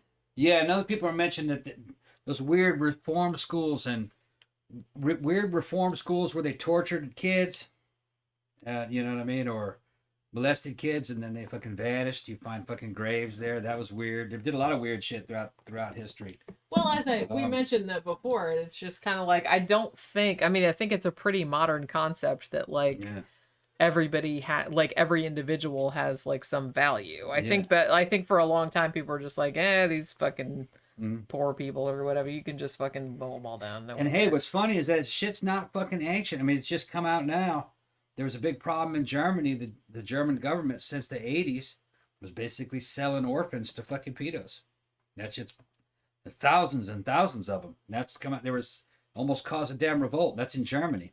There was corruption throughout the entire system. There was weird corruption throughout history with the orphanages too. Yeah. So things haven't changed really. I think the ability to find it is a lot easier though. Well, like I said, I think in that way at least it seems a lot better. Yeah. Because at least one, people are more aware of it, and two, people realize that that's fucked up. Yeah. That shouldn't happen. Yeah. Even if it feels like you can't do anything about it. I mean, but 100 years ago, no one would have been just like, yeah. Oh well. Yeah. Oh well, who cares? But evidently, if you look at the history, people that were what they call nowadays, in the politically correct term, minor attracted, they will fucking got involved in those industries. Or they got involved in those businesses to have access to kids. And evidently, going back hundreds of years, they were selling them out the back door. Ain't that some shit? You'd think you'd hear more about that, though. As the kids grew up, you'd think they would talk. Yeah, you would think. But evidently, that was going on, yeah. So, you want to go ahead and shut it down? Yeah, I reckon so. All yeah, right, Graham Through Hammer says Melissa Gilbert, who played Half Pint, or, Laura Ingalls on Little House on the Prairie, lives near me in Livingston County, Michigan. Oh, yeah? He married an actor from here named Timothy Busfield. I've heard of Timothy Busfield. He was in a bunch of shit. I have to look up his IMDb to know, but I know that name. But so, yeah, living there in Michigan. I used to love Little House on the Prairie. I had the books and everything when I was little. Cool show. At least Tom rocked the wig tonight. I'm going to go check out 976 Evil. One of these days, I want to do... I don't know if I want to do a retrospective on that. I liked that movie because it had... Like, Robert Englund directed it, yeah?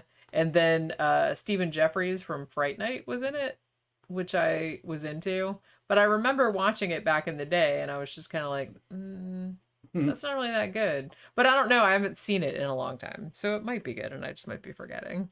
But you know what I mean. They did actually on the documentary In Search of Darkness, too. They did have Robert Englund on there, and he was talking a little bit about that movie. So maybe I'll give it another watch. Because he seemed excited about it. What are you doing? You're knocking my light out. No, I put that glass out of the way so Pookie wouldn't run into it. Yeah. That no sheet need of for me. It glass says, that I hey, used- I give that film a shout out a couple streams back. So what? So she wouldn't Don't worry fuck about with it? Yeah. Oh, okay. I had that glass canted up against the wall, and I realized that she couldn't see that. She might run into that one of these days. Oh, yeah. Don't let her do that. Yeah. Gramster said he was in 30-something. Oh, yeah, that's right. Okay. Yeah, I remember that. I don't think I ever, really watched that show, but I was kind of, aware of it. All right. So I guess we covered everything. I'm really glad the stream did drop again. I was really worried because it dropped after fucking 20 minutes. That was a long show. It was, yeah. We're almost at 3 hours, and plus we had 20 minutes from the other thing. But like I said, I think I'm going to relabel that one just pre-show. Okay. Because we didn't really get to the topic on that one. We were just talking about going to Chantel's and whatnot. Yeah. All right. So that'll do it for episode 247. We'll be back on Sunday afternoon. Probably be talking about Elvis and Nixon. We might talk about another movie as well if we watch another one in the meantime. Yeah, go watch Elvis and Nixon. It's streaming. You can get it on. It's a good movie. Yeah. Yeah, accurate. Yeah. And then, like I said, Funny. we might talk about another one too, just if we watch another one. We'll see how it goes. All right. So thank you everybody for dropping by as always. Thanks for donations, everybody that donated. And we will see you guys on Sunday afternoon. Have a good weekend. Bye.